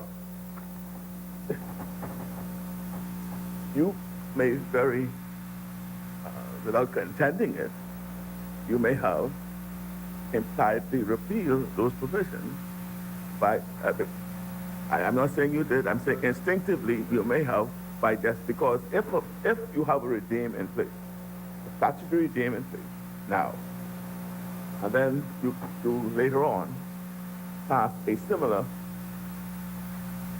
regime, it could be said because it's a presumption that we know what laws are on the books. All of us here knows what laws are on the books, and when we pass a law, we pass it knowing that that exists. So if we pass a law that's inconsistent with the law on the books, there is this presumption that it may very well be implied. I'll let you. Yes, sir. Does this derogate from those laws, those acts? Because I don't think that this says that it supersedes the acts. What it does do, though, from my ignorant view, is that it gives the Director of Public Prosecution a tool that if it is willful and if it is determined to be egregious, whatever, that it can be. It doesn't necessarily mean that it has to be. Because you're right, those acts still in place. I could be wrong. No. What I'm saying, therein lies the challenge. Therein lies the challenge. Because when you introduce the word willfully, if it is determined, see, that becomes not very, very subjective. I could tell you, for example, if the police decides, well, gets a complaint that somebody may have filled in a form wrong at the department, or at the airport, and it gets the police hands, and they go and they arrest the person, interviews the person, and the person says, well, I really didn't mean that because here's what I really intended. And they may have a possible response to it, or a plausible denial to it.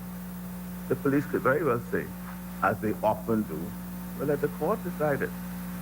Person is charged, reputational issues arise, they go before the court, and guess what? They may be acquitted, but guess what? The only thing people can remember is they were charged for doing what. That's why, and that's the challenge you have. And that's one of the things I've been standing strong in the gap for a long time. Because when you get to this you say and I say, and the police say, well, okay, and sometimes they don't even investigate to see whether what you say is true. They just say, well, okay, fine. Let the court. I don't say no. Don't say no. But I'll tell you. I'll tell you, don't say no. I could bring it to your attention. No, I know, the police is not, well, yeah, they are trying to, so Speaker, so what I'm saying, therein lies the challenge. And it is, yes, it's a tool for the DPP, but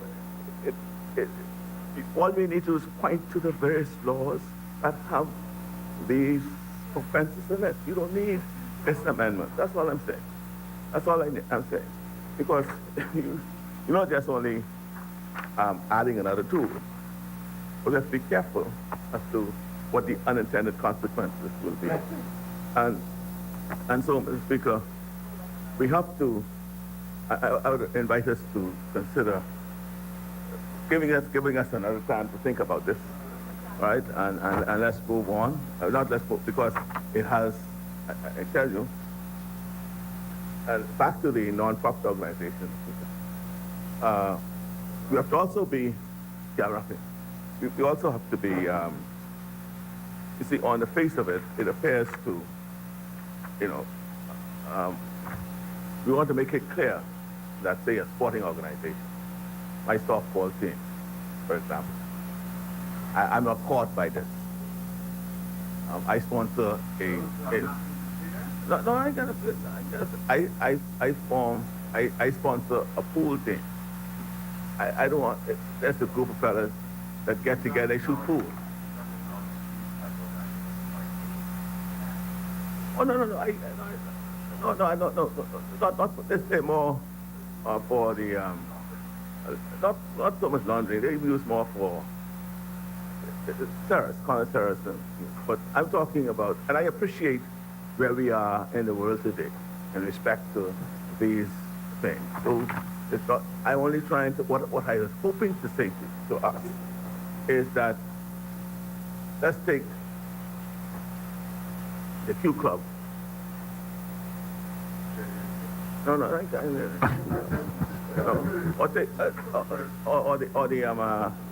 or Braves pool team. No, yeah. So Q Club, right? You'd want to, it's probably the governing body. The governing body, like that's the Old Timers Softball Association. Maybe it's the governing bodies, the federations, that should be complying with this, with the branches. I see that too, because take St. Christopher's Church. We are a body. We are connected to the Anglican diocese. So are we to be treated separately from the governing body? And if that's not clear in the bill, do we have to comply with all these provisions as the St. Christopher's community? Yeah. No. I know what I'm saying. And that is why, Mr. Speaker, we ought to look at it to determine whether or not it shouldn't be the governing entity, and as opposed to the individual churches, and the governing body be responsible. It's like a branch. And that is what I recommend we take that's why I want us to take a second look at how the non-profit entities are concerned. So, for example, if it's a church that belongs to a central body, the central body is responsible for the...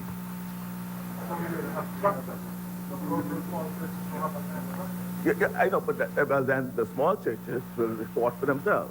But I'm talking about the other churches that have the various other, that has, you know, it's like the Anglican diocese, the Catholic Church. I mean, each Catholic church is going to be considered like that. Because the way the definition is, it's any body of persons, wherever they might be gathered. And it's sort of wide and broad, and we perhaps need to tighten it to, it's not only just for the religious, but for sporting and social, where there is a governing entity, make the governing entity responsible for the various, right? Because right now we report to the central diocese, and that's what. Thank you, Ron. But I do pray that we would take a second look at the penal code, but not. There are some other challenges to it that I've not given full thought to. It's an instinctive reaction to it. When I read it, I did speak to the Attorney General when he mentioned it to me. I didn't anticipate that that this was part of the compendium of bills that we have been debating today. Thank you. Thank you, Honourable Member. As many, the Chair recognizes the Honourable Member for St. Anne's. Mr. Speaker, thank you. As always, I stand for the good people of St. Anne's, with whom I'm here to represent. I've listened to the debate today, Mr. Speaker, and I'll only try to be as brief as possible.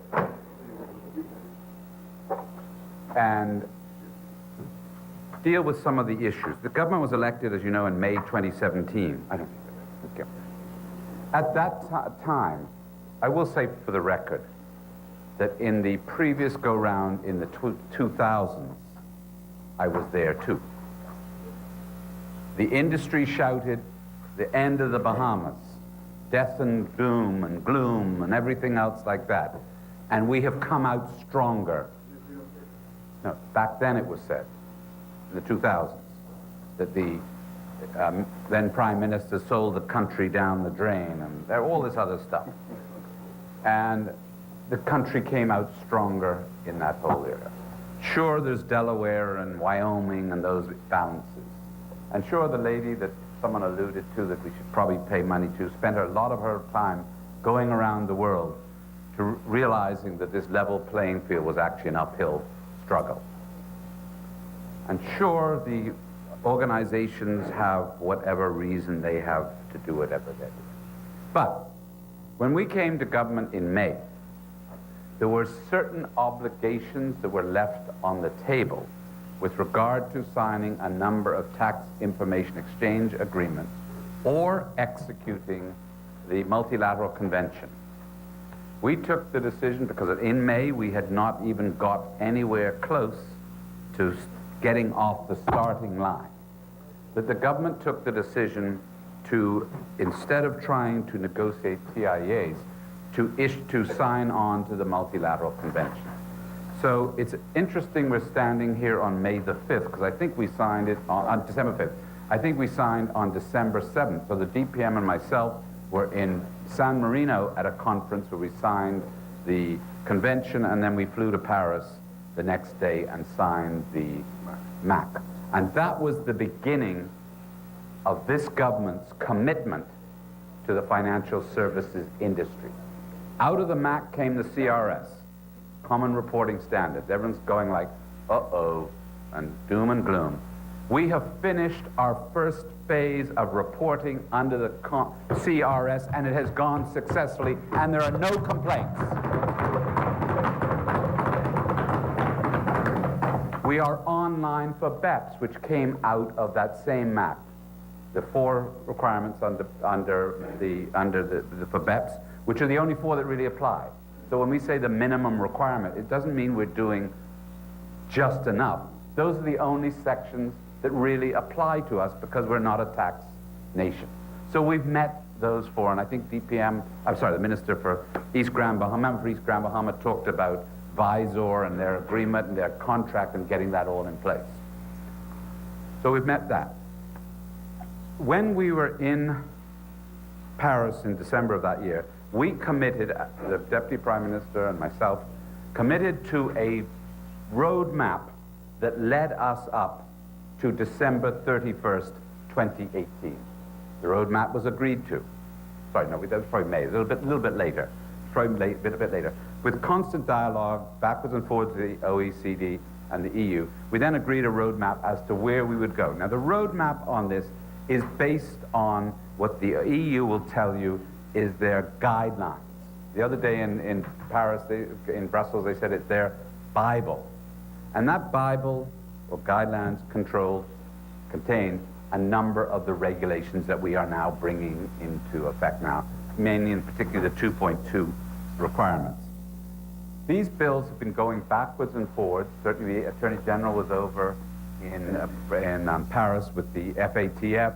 The Deputy Prime Minister, Attorney General, and myself have been over in Paris and Brussels discussing the whole question of these regulations. And one of the things that may have gone unnoticed is the guidelines that the EU were putting out had some broad interpretation involved in them. So as our drafters started to discuss going backwards and forwards, there wasn't only the question of the broad guidelines under 2.2, there was a question of a civil law jurisdiction and a common law jurisdiction. And I think you've heard me talk about that. A lot of times they don't understand the whole question of passive companies and active companies. So we come here today against a background of that whole basis. Now, it was interesting to listen to Eggleston say what she had to say about, I won't repeat the background of this matter. The real truth of this matter is that these are rules that are subjected to a large percentage of the world. CARICOM could not even, as the Foreign Minister alluded to, CARICOM could not get agreement to how to proceed with this issue. A matter of fact, the EU didn't want to see CARICOM. They actually wanted to see the Bahamas because we are the leading financial service industry in the region, so that we could make sure we work out our issues.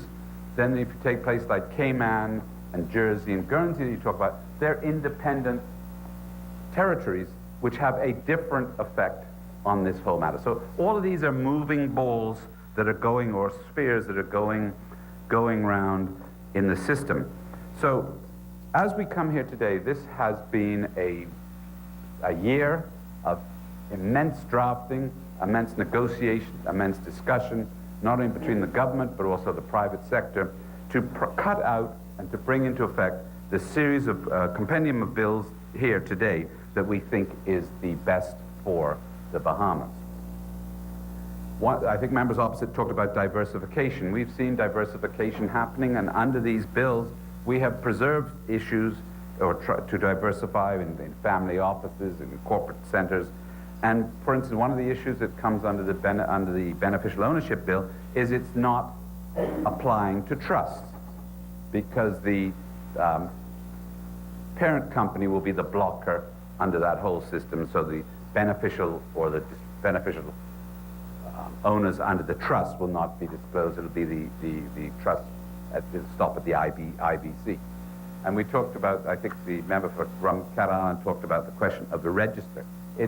What is envisaged is that each company will keep its own register, which they do now. So there's no problem for them to transition that into a reportable requirement to go to the competent authority, and they will have their own segregated area. So each financial service provider will provide its information, which will not be available to any other financial provider, and will only be searchable by the competent authority. So you talk about the Panama Papers, could it be hacked? I think with the agreement, the arrangement we're coming up with is probably the most secure environment that we can possibly do, against the background of not going to an open register. So many countries, Britain, for instance, has an open register where anyone can search anything. So we have protected our industry in that area. I think we've overhauled it. What's that? The register that we are looking at, that we are passing today, is not an open register like Britain, for instance, where different persons can search any Tom, Dick, or Fred. So this will be so what will happen is Financial Service Provider, Inc. will have its own little server, its own server, and that will be controlled by its person, and that will be reported to the competent authority. So the only interaction between the competent authority and that server, which is a standalone server in the financial service provider, which they only have access to in a limited, and they will not be able to see when we do a search of their server. So that way it'll be totally segregated. It won't be up like a company's register where anyone can go down and look at it. Hence the reasons why I think the questions you made of who would be certified to be the designated officer. We cannot go with, for instance, the registrar of companies being the certified, the designated person. So that's why it's very restricted. That person has to subject themselves to security vettings, and it's all dealt with within the bill there. So I think No, this is going to be restricted. The bill restricts this to certain very restricted persons because it's not supposed to be that much interaction, to avoid the same disclosure of Francesco and all the other issues. So be designated person by the government, which would be the competent authority, and only being able to go into the server of the financial service provider on which the data is on for the person they're wishing to search. Just that individual. We are trying to keep this as tight, I can't say as tight as what in here, very tight, so that, no, it wasn't that, don't worry. As a duck, otherwise the duck would sink. So the idea is to keep it so tight that there is very limited. No, this is what, industry agrees with this? Yes. So for instance, on top of the DPM being not only down at OECD the other day, I've just come back from a series of transactions, a series of meetings in Zurich, Geneva, and London, where I've talked to the top persons in all of the banks that are here in the Bahamas, and they are fully supportive of what we are doing. Because what is shifting now is, sorry? You want to, no, yeah, no, I went to, I'll repeat, I went to the financial institutions, myself, members of the industry, and members of BFSB. And we met with the head, not only the head of the banks, in some cases the owners of the banks, head compliance officers, head legal officers. We met with a high-tier group of people. They've seen the bills through their head offices here. They have, in a number of cases, and they were very bullish, but in all cases they were very happy that we're moving towards being a fully compliant member of the international community. Comment has been said also about us spending too much time catching up and not getting ahead of the curve. Where I do not agree with Cat Island is the amendment to the penal code is actually an issue that is taking us ahead of the curve in this particular issue, because one of the concerns the international community has, as also the private companies, is criminalizing issues of tax matters that are involved around the world. And it is an issue that they are concerned about, that in our books, it is not criminalized. And that's what we're trying to do, and we are doing under the amendments to the penal code. So we have gone out there, we've discussed it with the whole industry. We've come back after almost a year of going backwards and forwards in many cases, and I think the comment, didn't particularly like the comment of being ill-advised, because I think we have on these bills got the advice, certainly the international community, of parent offices of banks and trust companies, the financial service providers, and also the industry and the persons working in the industry. So I think as we come to these bills, and I know that DPM and I spent several hours one day in Brussels, we were going over one clause because the technical people we met in the morning had this issue, we had to come back. So this has been a series of in-depth discussions.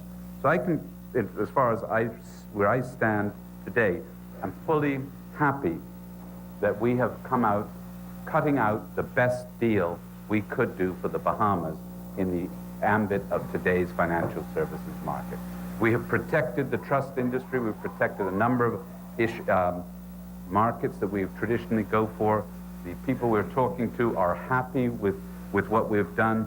There was a question as to whether or not we could commit to passing these bills by such and such a date. And certainly in my case, I reassured a number of the financial institutions that we had the agreement or consent that the opposition would be behind this matter, and they actually were happy with the mature approach that was being made in this industry between a joint union by the opposition and ourselves. So we've come back, we've promised them we're going to bring this into effect. We feel it'd be comfortable to roll it out in January. We also have FATF. Let me not just sit there. FATF, let's look at this clearly.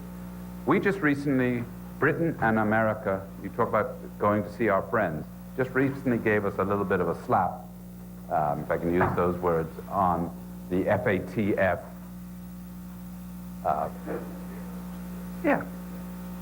Now, just so everyone understands, that was based on a review of a 2015 report in which the Bahamas had 18 months to do certain things. Otherwise, bam. We have now gone through 2015, 2016, 2017, 2018. But with FATF, the Bahamas, the AG, on behalf of us, and has negotiated a roadmap similar to the one we did with the EU, that we will commit to doing X, Y, and Z, which will comply with the FATF regulations. Now, what the FATF says is very simple. We are a regulatory body. We just look at your regulations. There are a set of train tracks, and you're going down those train tracks. And when you've done it, you'll get to the siding, and you'll go that way, or you'll go straight. So it is now up to the Bahamas to fulfill its FATF requirements. There's no good saying that the Bahamas is compliant in X and US of A is only compliant in 1. That doesn't work in this organization. They are looking at the Bahamas. We happen to be the first set of group of people in the hopper under this regime. That was our bad luck. That's the reality. So when the FATFs came out and said, you know, you're not fully compliant, or whatever their words were, we happen to be in that group. There's another group that are going through it right now, and I understand one of their members was almost in tears in Barbados last month because they are going to have the same outcome, and they're one of the people in our sort of size and area. So they will be undergoing the same rigorous review. Now, where I want to highlight, and then I'll finish on this, on the because they have these set of regulations. The FATF have put down their 40 regulations, and you're either compliant or you're not compliant. I heard the other day that the EU are going to blacklist the United States.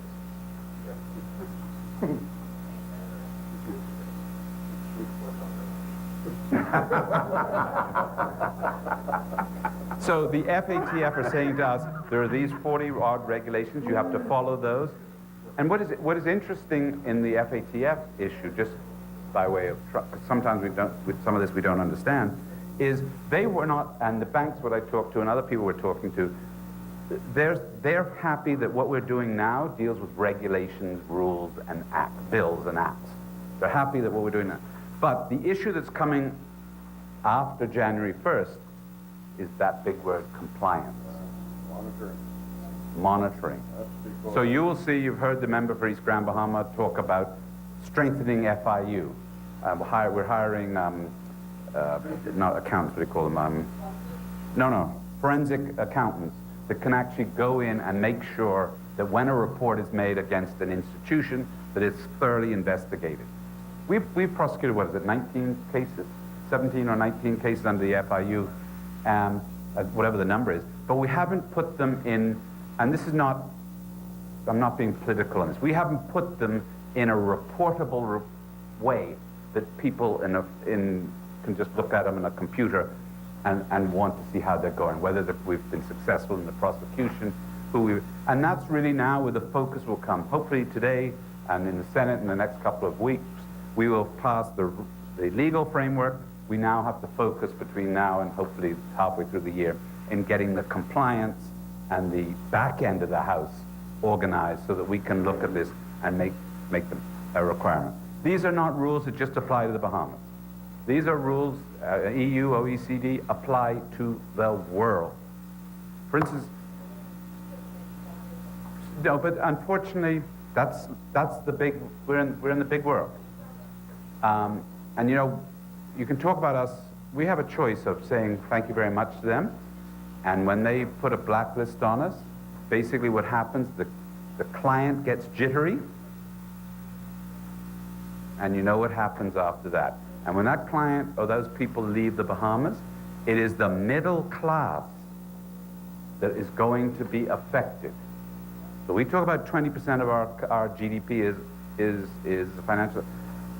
I would say it's more than that, because the knock-on effect of that middle class being hired, being productive, well-paying jobs is more far-reaching to me than we're giving it credit for. And I may be talking a little bit out of scope of my knowledge here, because I think that knock-on effect would probably take that 20% of GDP up a lot higher, because they're the ones that are the cars that a lot of them are the women who are driving our households, who are paying the mortgages, who are making sure their children are educated. They're the drivers of our economy, and the drivers of the household, drivers of the family. And I think that actually goes far more than the 20%.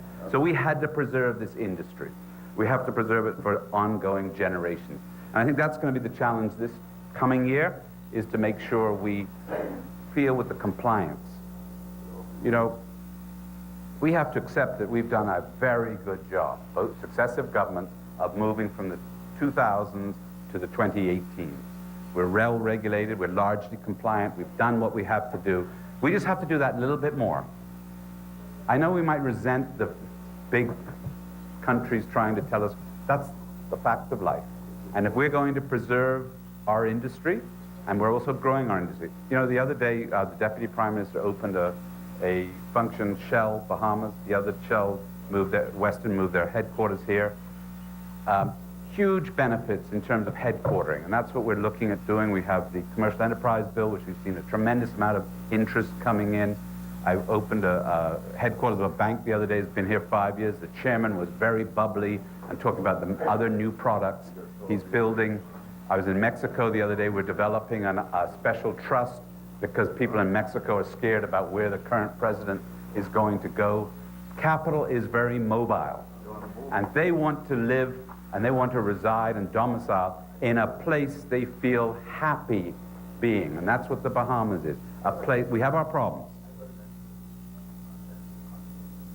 No, we're doing a special, we have the icon for Brazil. We're looking at doing a tax-accepted structure for Mexico. Because the future of the Bahamas, we can talk badly about ease of doing business. I see people from around the world in my capacity as immigration wanting to move to the Bahamas because it is the best place to live. Other countries have their problems. We have our problems. But in terms of beauty, schooling, education, outside the environment, we have a wonderful place to accept to live. Now, the OECD did get us the other day in Paris and says we don't want to see any countries that have these citizenship for sale. Well, we don't have citizenship for sale. I've told you I went to see a place down the road, and they said if I bought a condominium, I'd get a passport of St. Lucia or somewhere like that. I said, no. I only got one passport. That's it. No way. But what we did talk about is our permanent residency certificate, and I might as well just spend 2 minutes on this. Our permanent residency certificate from now on will be stamped not for use for tax purposes, because their concern is persons will use a permanent residence certificate to re-domicile their assets for tax purposes. So we'll be coming up shortly with a new regime to make sure that the permanent residency, those who apply and want it, because there are a lot of people who apply and do not need permanent residency. The permanent residency here, in a lot of cases, is a home ownership issue. But those who want a tax certificate, there will have to be a new regime also to make sure the tax certificate complies with international requirements. So, Mr. Speaker, I just thought I would bring us up to speed on you and through you, the House up to speed. I think what we've brought here is a very good compendium of bills. We talked about the amendments to the Stamp Act and the Business License Act. I think we might not have made clear, and probably the Deputy Prime Minister will, be that by taking away the most favored nation between local companies and foreign companies, we would be attaching stamp tax and business license tax to international companies, which I don't think was the intention of being here. So we need to make sure they are not subjected to those taxes. So, Mr. Speaker, with those few comments, I stand to fully support the compendium of bills and urge members to pass the same in due course.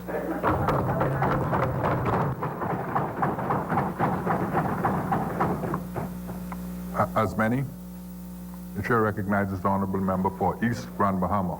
Thank you, Mr. Speaker. And I just rise to close the debate and just to make a couple of observations. I think that the member for St. Anne's did a very comprehensive job in making the argument and addressing some of the issues that were raised. But I just want to issue this one caution. There was a comment that was made that we ought to be looking at Singapore and we ought to be looking at Cayman and all these other models as to where we ought to be going. And you know, whenever I hear people talk about Singapore, they forget that Singapore is an authoritarian democracy, meaning that they are very, very strict and disciplined about everything in society. And it's very easy then, it is very easy, at least from an administrative point of view, to direct certain things to be done. In a pure democracy, it is much more difficult. And so comparing ourselves to Singapore, I think is fool's gold. It is putting, trying to put on a size 5 shoe when you know you're a size 8. It just ain't gonna work, or it's gonna be very uncomfortable. So I don't think that's gonna be your aspiration. I think that you want to achieve certain things in a free and open democracy. Cayman is another beautiful model. It is along our size and it is along our tradition. However, Cayman is a very small population in relation to ours, and it's still a crown dependency. So trying to compare ourselves to them, too, likewise, is kind of foolhardy. So, as I've said to the industry all along, and I can say to the Bahamians, is that we have to chart our own course. We have to figure out, in this new regime that exists today, because we can't change it, it is what it is, how do we find our way in that space? And, as I said earlier, I believe in my heart that we as Bahamians will find the way. We talk about the trading platforms that are moving to the island, and as I said to them last night, I see that as a beachhead, if you will, where others will see what they're doing, see how successful they're being here, how adaptable and trainable the local talent is, and they will want to come. And that's what we've got to do. We've got to look at how we think outside the box for ourselves. And somebody said it earlier, and I endorse that. What is our vision? What do we want to be? And as we get past this current crisis, and unfortunately we've been going from crisis to crisis, as we get past this crisis, as I've said to the industry, that is when we have to stop, plant our feet in the ground, say to the OECDs and the rest of the world, hey, we've done what you want. We believe that we are now operating on best practice according to your standards. We're not going any further than this. And now we are going to find compliant ways in which to do business. Now, having said that, there are some emerging issues that are coming up with respect to the digital economy that we're going to have to address. Again, this is our opportunity, and what we're doing at the Ministry of Finance at the moment is looking now at that digital infrastructure and seeing where the G20 is going, where the OECD and EU is going in terms of with respect to regulatory and best practices, and we are trying to preempt them. We're trying to get to the spot before them so that they follow us in terms of what the regulation ought to be for these matters. So this is very dynamic, but we ought not to be retreading ground, and I think that's what we've been doing. We've been going over the same ground. The other point that I just wanted to make is in respect to the, well, I don't even know if I want to do this. I don't want to dig up feelings again. But Mr. Speaker, just to say, again, this is not a new matter. When we start talking about who did what and who didn't do what, as the member for St. Anne's said, we met certain realities in place. And that's not a speculation. The documentation is there to support where we were. No, it's not a misrepresentation. It's a fact, all right? There's documents to prove what was done, and more importantly, what was not done, Mr. Speaker. And I'm going to leave it there, all right? But I just want to make that point because I don't want, people to go away with the impression that somehow, certainly not at this stage, that we are trying to be political about this. We recognize, as a nation, we have a problem. We have to address it, and we have to move forward. Mr. Speaker, the member spoke about CARICOM and our place in it. I think that's pretty much what I wanted to say. And other than to say, with respect to the NPOs, even when there is a head structure and subsidiary member or body, each of those has to be looked at in their own context. They can be reported,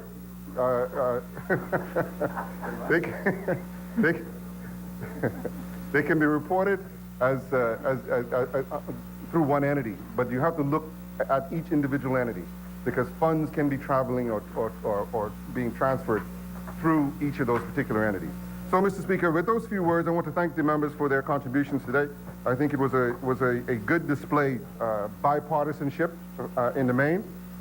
It is important for us as we signal to the international community that as it relates to matters of national importance, as it relates to the projection of the Bahamas into the world, what we stand for, the quality that we are as a people, the quality we are as a jurisdiction, that we are going to be together.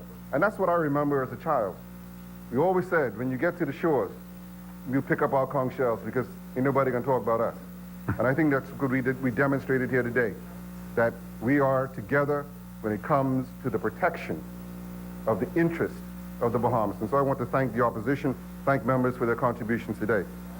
With that said, Mr. Speaker, I now move for the third reading? Second reading and passage. Second reading. Second reading and committal. Second reading and committal. Yes. Yes. Pardon me? Yes. I move that the question now be put with respect to the Commercial Enterprise Substance Requirement Bill 2018. Too long for this. Honorable members, we have a compendium of bills before us. I will begin with the first one. Honorable members, it has been moved and seconded that the following bill be read for a second time and committed. A bill for an act to provide for the substantial economic presence and annual reporting of a commercial entity carrying on relevant activities in the Bahamas and for connected purposes. As many as are in favor will remain seated. Those who oppose will stand. Order that the bill be read for a second time and committed. A bill for an act to provide for substantial economic presence and annual reporting of a commercial entity carrying on relevant activities in the Bahamas and for connected purposes. For the second reading. For the second reading and committal of bills. Mr. Speaker, I move for the second reading and committal of a bill for an act to remove exemptions from a certain category of companies or entities incorporated in the Bahamas. Did you second? It has been seconded. Honorable members? Second. Honorable members, it has been moved and seconded that the following bill be read for a second time and committed. A bill for an act to remove exemptions from a certain category of companies or entities incorporated in the Bahamas. As many as are in favor will remain seated. Those who oppose will stand. Order that the bill be read for a second time and committed. A bill for an act to remove exemptions from a certain category of companies or entities incorporated in the Bahamas. For the second reading of bills. For the second reading of bills. The chair recognizes the honorable member for East Grand Bahama. Mr. Speaker, I move for the second reading and committal of a bill for an act to provide for a register of beneficial ownership. Honorable members, it has been moved and seconded that the following bill be read for a second time and committed. A bill for an act to provide for a register of beneficial ownership. As many as are in favor will remain seated. Those who oppose will stand. Order that the bill be read for a second time and committed. A bill for an act to provide for a register of beneficial ownership. For the second reading and committal of bills. The chair recognizes the honorable member for East Grand Bahama. Mr. Speaker, I move for second reading and committal a bill for an act to provide for the regulation of non-profit organizations and for connected purposes. Honorable members, it has been moved and seconded that the following bill be read for a second time and committed. A bill for an act to provide for the regulation of non-profit organizations and for connected purposes. As many as are in favor will remain seated. Those who oppose will stand. Order that the bill be read for a second time and committed. A bill for an act to provide for the regulation of non-profit organizations and for connected purposes. For the second reading and committal of bills. The chair recognizes the honorable member for East Grand Bahama. Mr. Speaker, I move for second reading and committal of a bill for an act to amend the Penal Code Act to provide for the offense of intent to defraud the government. Honorable members, it has been moved and seconded that the following bill be read for a second time and committed. A bill for an act to amend the Penal Code Act to provide for the offense of intent to defraud the government. As many as are in favor will remain seated. Those who oppose will stand. Order that the bill be read for a second time and committed. A bill for an act to amend the Penal Code Act to provide for the offense of intent to defraud the government. For the second reading and committal of bills. Mr. Speaker, there are no further second readings. Thank you, honorable member. Committee of the whole House. Mr. Speaker, I do now move that the House resolves itself into Committee of the Whole with the Deputy Speaker in the chair. Honorable members, it has been moved and seconded that the House now dissolve itself into a Committee of the Whole House with the Deputy Speaker and Chairman of the Committee of the Whole House in the chair. As many as are in favor will remain seated. Those who oppose will stand. The House will now dissolve itself into a Committee of the Whole House with the Deputy Speaker and Chairman of the Committee of the Whole House in the chair.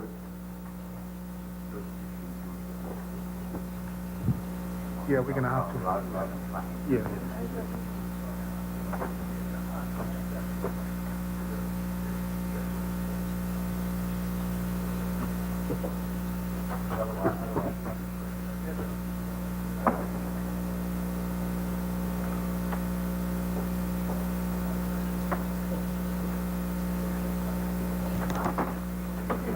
Committee of the Whole.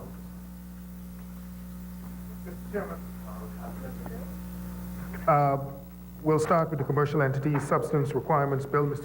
Mr. Chair, I do move that the long title of the bill be agreed.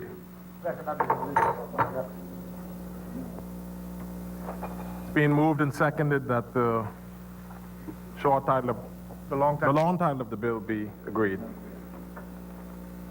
As many members are in favor remain seated. Those opposing will rise.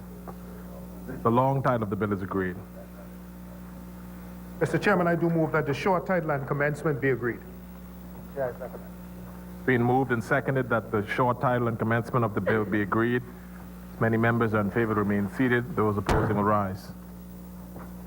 The short title and commencement of the bill is agreed. Mr. Chairman, I do move now that the bill in its entirety be agreed. Mr. Chairman, I do second it. Being moved and seconded that the bill in its entirety be agreed. As many members are in favor remain seated. Those opposing will rise. The bill is agreed in its entirety.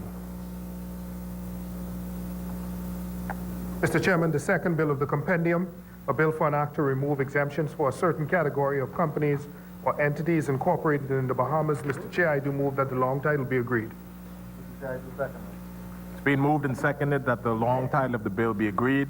As many members that are in favor remain seated. Those opposing will rise. The long title of the bill is agreed. Mr. Chairman, I do move that the short title and commencement now be agreed. Mr. Chairman, I second that. Being moved and seconded that the short title and commencement of the bill be agreed. As many members that are in favor remain seated. Those opposing will rise. The short title and commencement of the bill is agreed. Mr. Chair, I do now move that the bill in its entirety be agreed. Mr. Chairman, I do second that. It's been moved and seconded that the bill in its entirety be agreed. As many members that are in favor remain seated. Those opposing will rise. The bill is agreed in its entirety.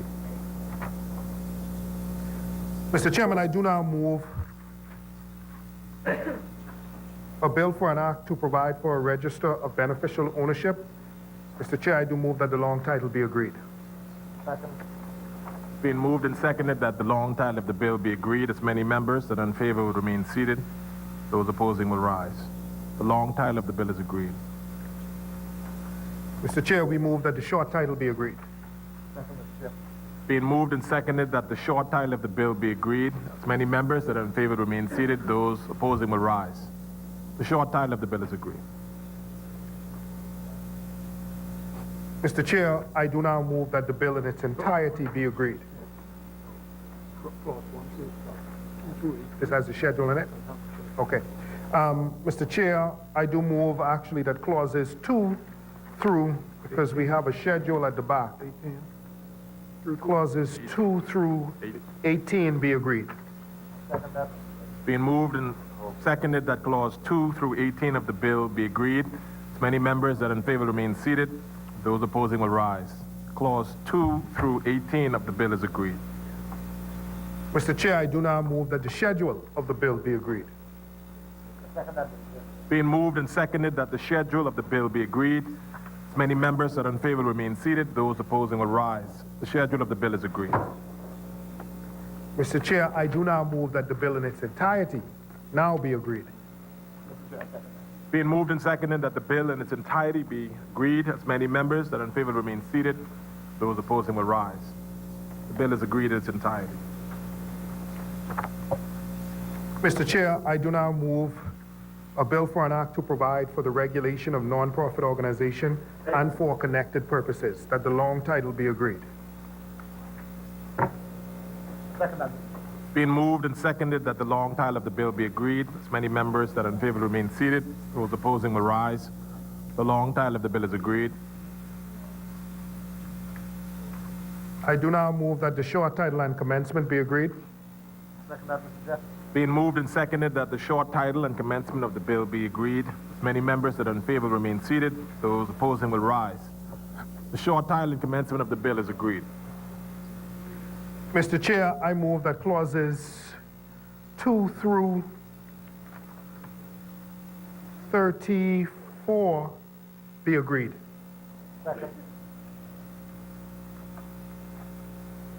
Being moved and seconded that clause 2 through 34 of the bill be agreed. As many members that are in favor remain seated. Those opposing will rise. Clause 2 through 34 of the bill is agreed. Mr. Chair, I do now move that the first schedule of the bill be agreed. Being moved and seconded that the first schedule of the bill be agreed. As many members that are in favor remain seated. Those opposing will rise. The first schedule of the bill is agreed. I do now move, Mr. Chair, that the second schedule of the bill be agreed. Being moved and seconded that the second schedule of the bill be agreed. As many members that are in favor remain seated. Those opposing will rise. The second schedule of the bill is agreed. I now move, Mr. Chair, that the bill in its entirety be agreed. Being moved and seconded that the bill in its entirety be agreed. As many members that are in favor remain seated. Those opposing will rise. The bill in its entirety is agreed. Mr. Chair, I move a bill for an act to amend the Penal Code Act to provide for the offense of intent to defraud the government of the Bahamas, that the long title be agreed. Being moved and seconded that the long title of the bill be agreed. As many members that are in favor remain seated. Those opposing will rise. The long title of the bill is agreed. Mr. Chair, I do now move that the short title of the bill be agreed. It's been moved and seconded that the short title of the bill be agreed. As many members that are in favor remain seated. Those opposing will rise. The short title of the bill is agreed. I now move, Mr. Chair, that the bill in its entirety be agreed. It's been moved and seconded that the bill in its entirety be agreed. As many members that are in favor remain seated. Those opposing will rise. The bill is agreed in its entirety.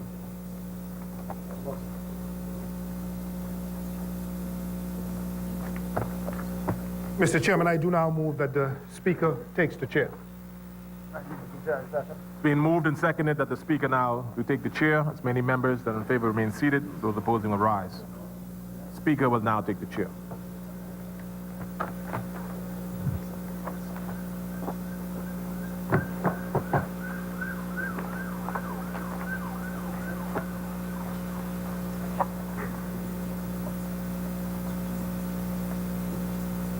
Speaker, I beg leave to report that the committee has gone through the bills, having made no amendments thereto.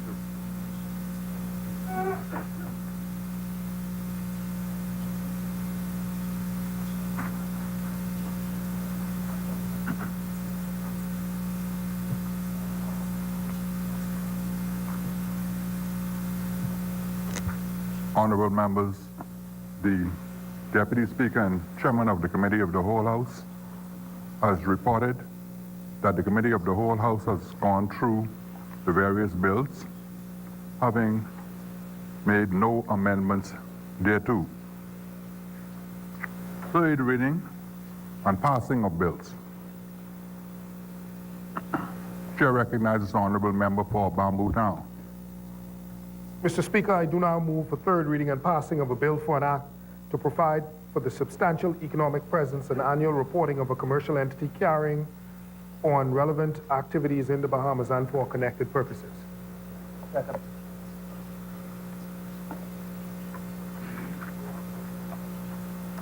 That the bill be read a third time and passed. Second, that's too much,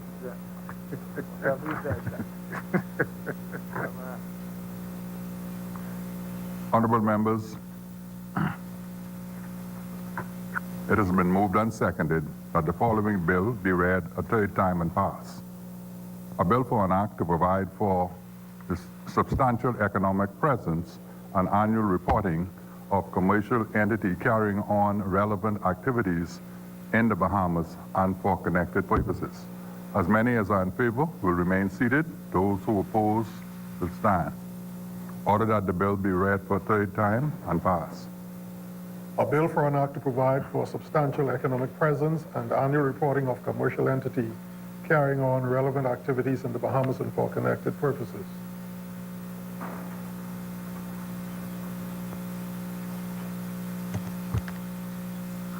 Order that the bill now pass and the title be declared to be the Commercial Entities Substance Requirement Act 2018.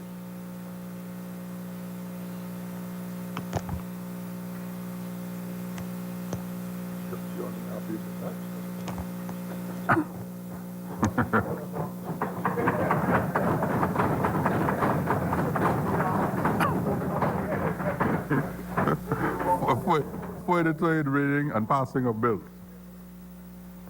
Mr. Speaker, I do move for third reading and passing of a bill for an act to remove exemptions for a certain category of companies or entities incorporated in the Bahamas. Mr. Speaker, I do now move for third reading and passing. Is there a seconder? I second that. Honorable members, it has been moved and seconded that the following bill be read for a third time and pass. A bill for an act to remove exemptions from a certain category of companies or entities incorporated in the Bahamas. As many as are in favor will remain seated. Those who oppose will rise. Order that the bill be read for a third time and pass. A bill for an act to remove exemptions for a certain category of companies or entities incorporated in the Bahamas.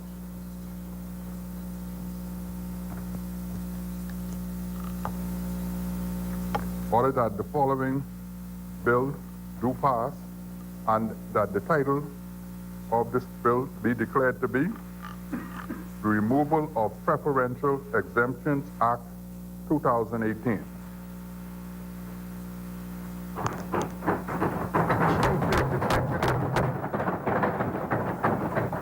Further third reading and passing of bills. The chair recognizes the honorable member for Bamboo Town. Mr. Speaker, I do move for third reading and passing of a bill for an act to provide for a register of beneficial ownership.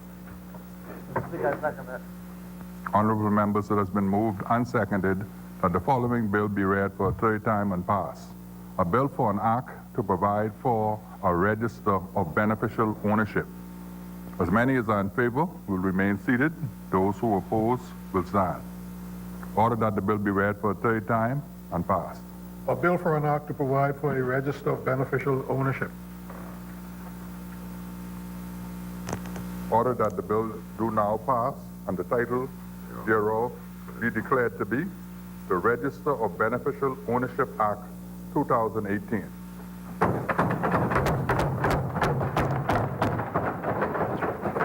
For the third reading and passing of bills. The chair recognizes the honorable member for Bamboo Town. Mr. Speaker, I move for third reading and passing of a bill for an act to provide for the regulation of the non-profit organization and for connected purposes. Speaker, I second that. Honorable members, it has been moved and seconded that the following bill be read for a third time and passed. A bill for an act to provide for the regulation of non-profit organizations and for connected purposes. As many as are in favor will remain seated. Those who oppose will stand. Order that the bill be read for a third time and passed. A bill for an act to provide for the regulation of nonprofit organizations and for connected purposes. Order that the bill do now pass and the title thereof be declared to be the Non-Profit Organization Act 2018.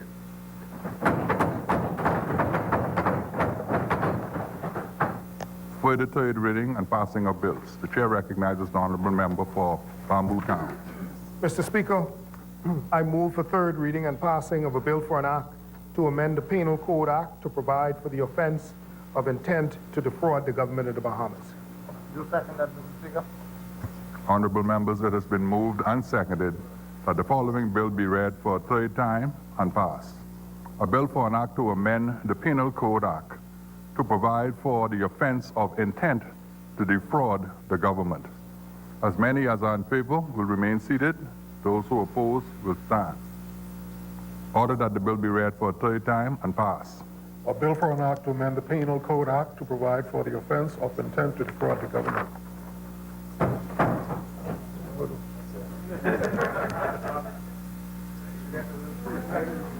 Order that the bill do now pass and the title thereof be declared to be the Penal Code Amendment Act 2018.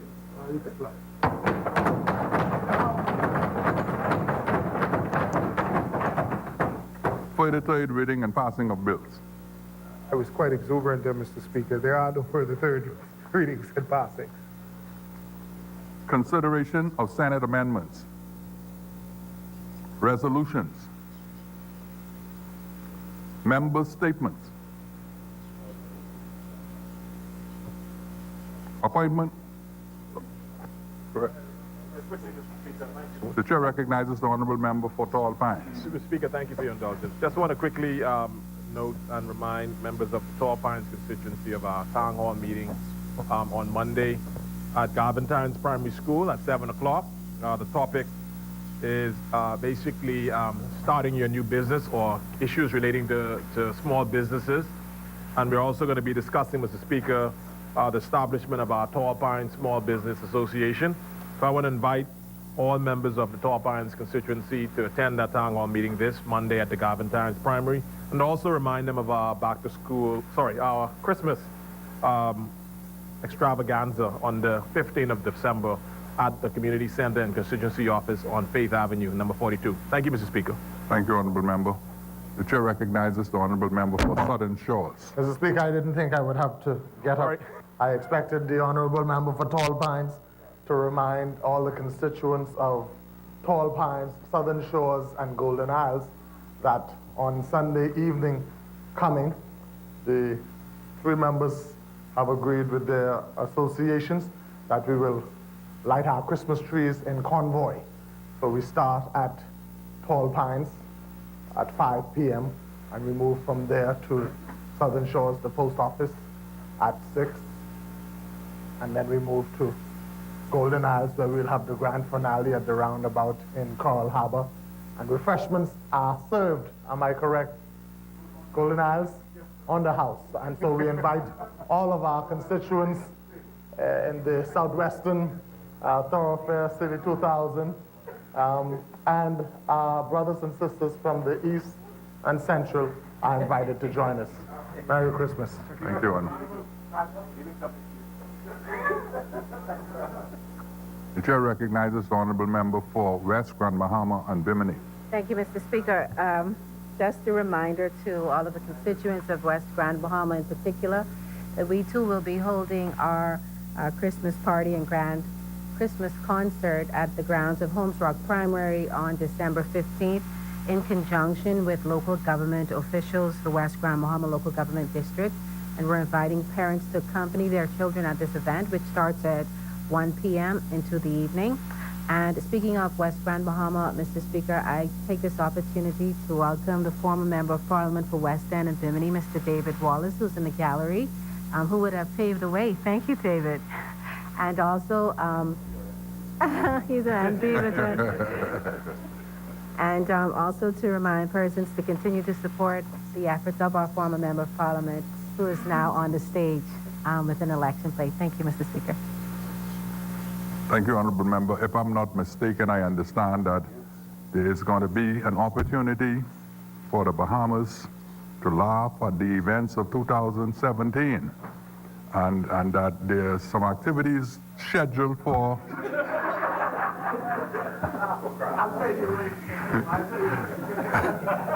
there are some activities scheduled for the St. John's College Auditorium, and so I will definitely be attending one of those, and I encourage all Bahamians to do so. Further member statements? Chair recognizes the Honorable Member for Seabreeze. Thank you, Mr. Speaker. Mr. Speaker, I want to first take this opportunity to thank the honorable members who would have supported the national tree lighting ceremony held downtown here in Roslyn Square, and certainly Her Excellency the Governor General for turning on the lights for the people of the Bahamas and their Christmas tree last Friday. Mr. Speaker, I'm in the saddle for Junkanoo, and so I have to get my constituency out of the way early. And so on this Saturday, Seabreeze, I want to announce, will be hosting its December to Remember.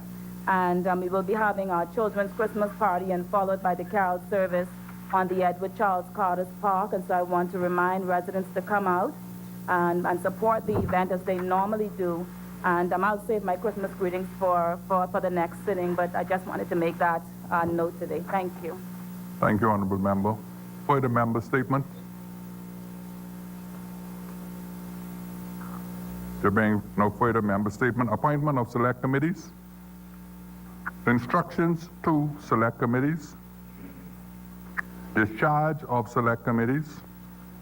Notices for future meetings. The chair recognizes the honorable member for East Grand Bahama. Thank you, Mr. Speaker. Just before I do what I'm going to do, I'd like to invite the members of East Grand Bahama to our district tree lighting ceremony also, 7:30 p.m. Saturday, December 8th, at the entrance to East Grand Bahama. So I'm sure you'll have a good time with the cooling waters. Mr. Speaker, I rise to give notice of a resolution that we intend to debate at the next sitting. Whereas there has been several major hurricanes that have affected the Bahamas in recent years. Firstly, there was Hurricane Joaquin in 2015, which affected the southeastern islands, causing damage and loss of approximately $114 million. In 2016, Hurricane Matthew greatly impacted the country's major population centers in New Providence and Grand Bahama, as well as the District of North Andros, causing damage and losses of approximately $519 million. Most recently, in 2017, Hurricane Irma affected the provision of basic services in Grand Bahama and caused damage in Ragged Island, Acklins, Inagua, and Bimini, with an estimated total damage and losses of approximately $118 million. And whereas by Section 3.1 of the Loan Inter-American Development Bank Act, Chapter 355 of the revised statute law of the Bahamas 2000, the government of the Commonwealth of the Bahamas may, in such manner and on such terms and subject to such conditions as may be agreed between the government and the Inter-American Development Bank, the bank, borrow from the bank or from funds administered by the bank such sums as may be required for the purpose of financing or promoting economic and social development in the Bahamas. And whereas the bank has agreed to grant the government of the Commonwealth of the Bahamas financing up to the amount of $100 million in the currency of the United States of America for the purpose of financing the Natural Disaster Emergency Program, the program. And whereas the objective of the program is to alleviate the impact that a severe or catastrophic natural disaster could have on a country's finances by increasing the availability, stability, and efficiency of contingent financing to address emergencies. Additionally, the program seeks to enhance the comprehensive disaster risk management of the Bahamas by fostering improvements in 5 main areas to be monitored through comprehensive national natural disaster risk management program, namely 1, disaster risk management governance, 2, risk identification, 3, risk reduction, 4, preparation for emergency and response, and 5, financial protection and risk transfer. And whereas the Minister of Finance proposes to raise the sum of $100 million in the currency of the United States of America by means of loan from the Inter-American Development Bank, and whereas by Section 18 of the Financial Administration and Audit Act 2010, it is provided that no loan should be raised by the government unless entered into with the prior approval of the House of Assembly, signified by resolution thereof. Now therefore be it resolved that this House, 1, authorizes the Minister of Finance to raise by means of a loan the sum of $100 million in the currency of the United States of America, and 2, authorize the Minister of Finance to raise such loans by means of a loan contract with the Inter-American Development Bank on such terms pursuant to this resolution as are mutually agreed. Mr. Speaker, as I lay this, I just want to advise the House and advise the public that this is a standby contingent line of credit. In other words, this is not money that we are drawing down. It is making the funds available in the event that we have a national disaster requiring immediate funding. The IDB will stand by to provide that immediate funding in such an event. So this does not count. Yeah, this does not count as a liability to the government until such time as those funds are actually drawn down. So this is just giving the authority to draw down money in the event of an event, and there are triggers for that to happen, Mr. Speaker. Thank you, Honorable Member. Order that the document be brought up.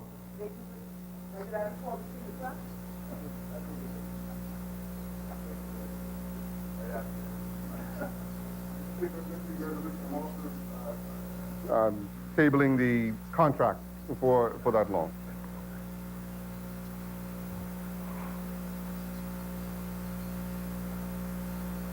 Order that the resolution do lie on the table. Further notices for future meetings. The chair recognizes the honorable member for Mangrove Key.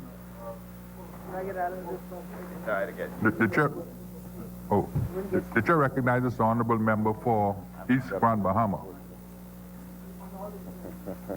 Mr. Speaker, I gave notice of the following resolution that will be debated at the earliest opportunity. Whereas by Section 3.1 of the Loan Agreement Inter-American Development Bank Act, Chapter 355 of the Revised Statute Law of the Bahamas 2000, the government of the Commonwealth of the Bahamas may, in such manner and on such terms and subject to such conditions as may be agreed between the government and the Inter-American Development Bank, hereinafter the bank, borrow from the bank or from funds administered by the bank, such sums as may be required for the purpose of financing or promoting economic and social development in the Bahamas. And whereas the bank has agreed to grant to the government financing up to the amount of $30 million in the sums of the United States of America for the purpose of financing government's digital transformation to strengthen competitiveness program. And whereas the program is expected to undertake inter alia the following activities: A, updating government procedures; B, designing and implementing a government cloud computing service that will allow government agencies to access a shared e-government infrastructure and applications; C, updating the citizens portal and placing government procedures online, implementing the key tools for the provision of government digital services, digital identity, digital signature, sign payment, business process management, document management; D, digitalizing government procedures related to property registration; E, computerizing government's procedures relating to setting up a business; F, designing and implementing an institutional framework to manage digital government; G, designing and implementing an information management platform to enhance the transparency of budget information and public expenditure; H, providing support for the implementation of Freedom of Information Act, which includes 1, developing and implementing a master plan for the rollout of FOIA; 2, providing technical support for the setup and operation of the Office of the Information Commissioner; 3, conducting training to information managers to enhance transparency in public sector entities; and 4, enhancing interinstitutional coordination to effectively implement FOIA provisions. And whereas the Minister of Finance proposes to raise the sum of $30 million in the United States, in the currency of the United States of America, by means of a loan for the Inter-American Development Bank, and whereas by Section 18 of the Financial Administration Order Act 2010, it is provided that no loan should be raised by the government unless entered into with the prior approval of the House of Assembly, signified by resolution thereof. Now, therefore, be it resolved that this House, 1, authorizes the Minister of Finance to raise by means of a loan the sum of $30 million in the currency of the United States of America. 2, authorize the Minister of Finance to raise such loans by means of a loan contract with the Inter-American Development Bank on such terms pursuant to this resolution as may be mutually agreed. Again, Mr. Speaker, I am attaching the contract for that loan for the members' benefit. And as you can detect, Mr. Speaker, this is a effort to advance the modernization effort of the government with respect to the ease of doing business, with respect to the way government conducts its affairs and interacts with its citizens. Order that the resolution be brought up.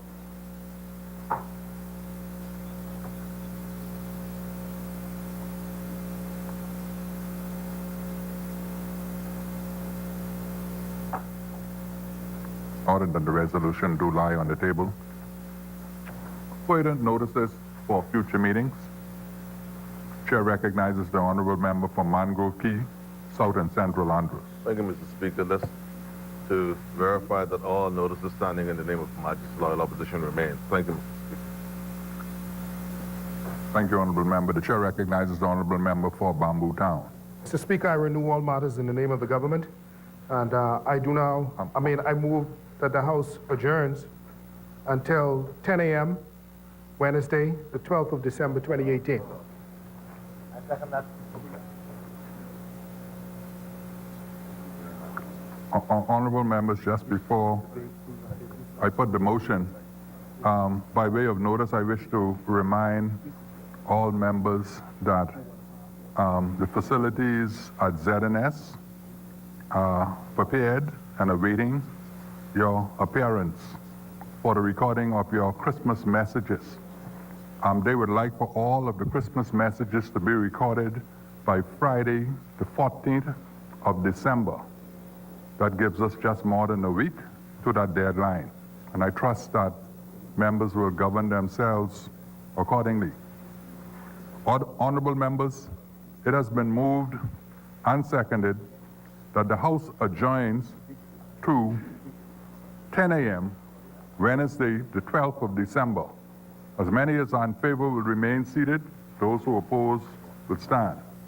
Final adjournment. Mr. Speaker, I do now move that the House adjourns. Second that. It has been moved and seconded that the House adjourns to 10 a.m. Wednesday, the 12th of December. As many as are in favor will remain seated. Those who oppose will stand. The House now stands adjourned to 10 a.m. Wednesday, the 12th of December, 2018.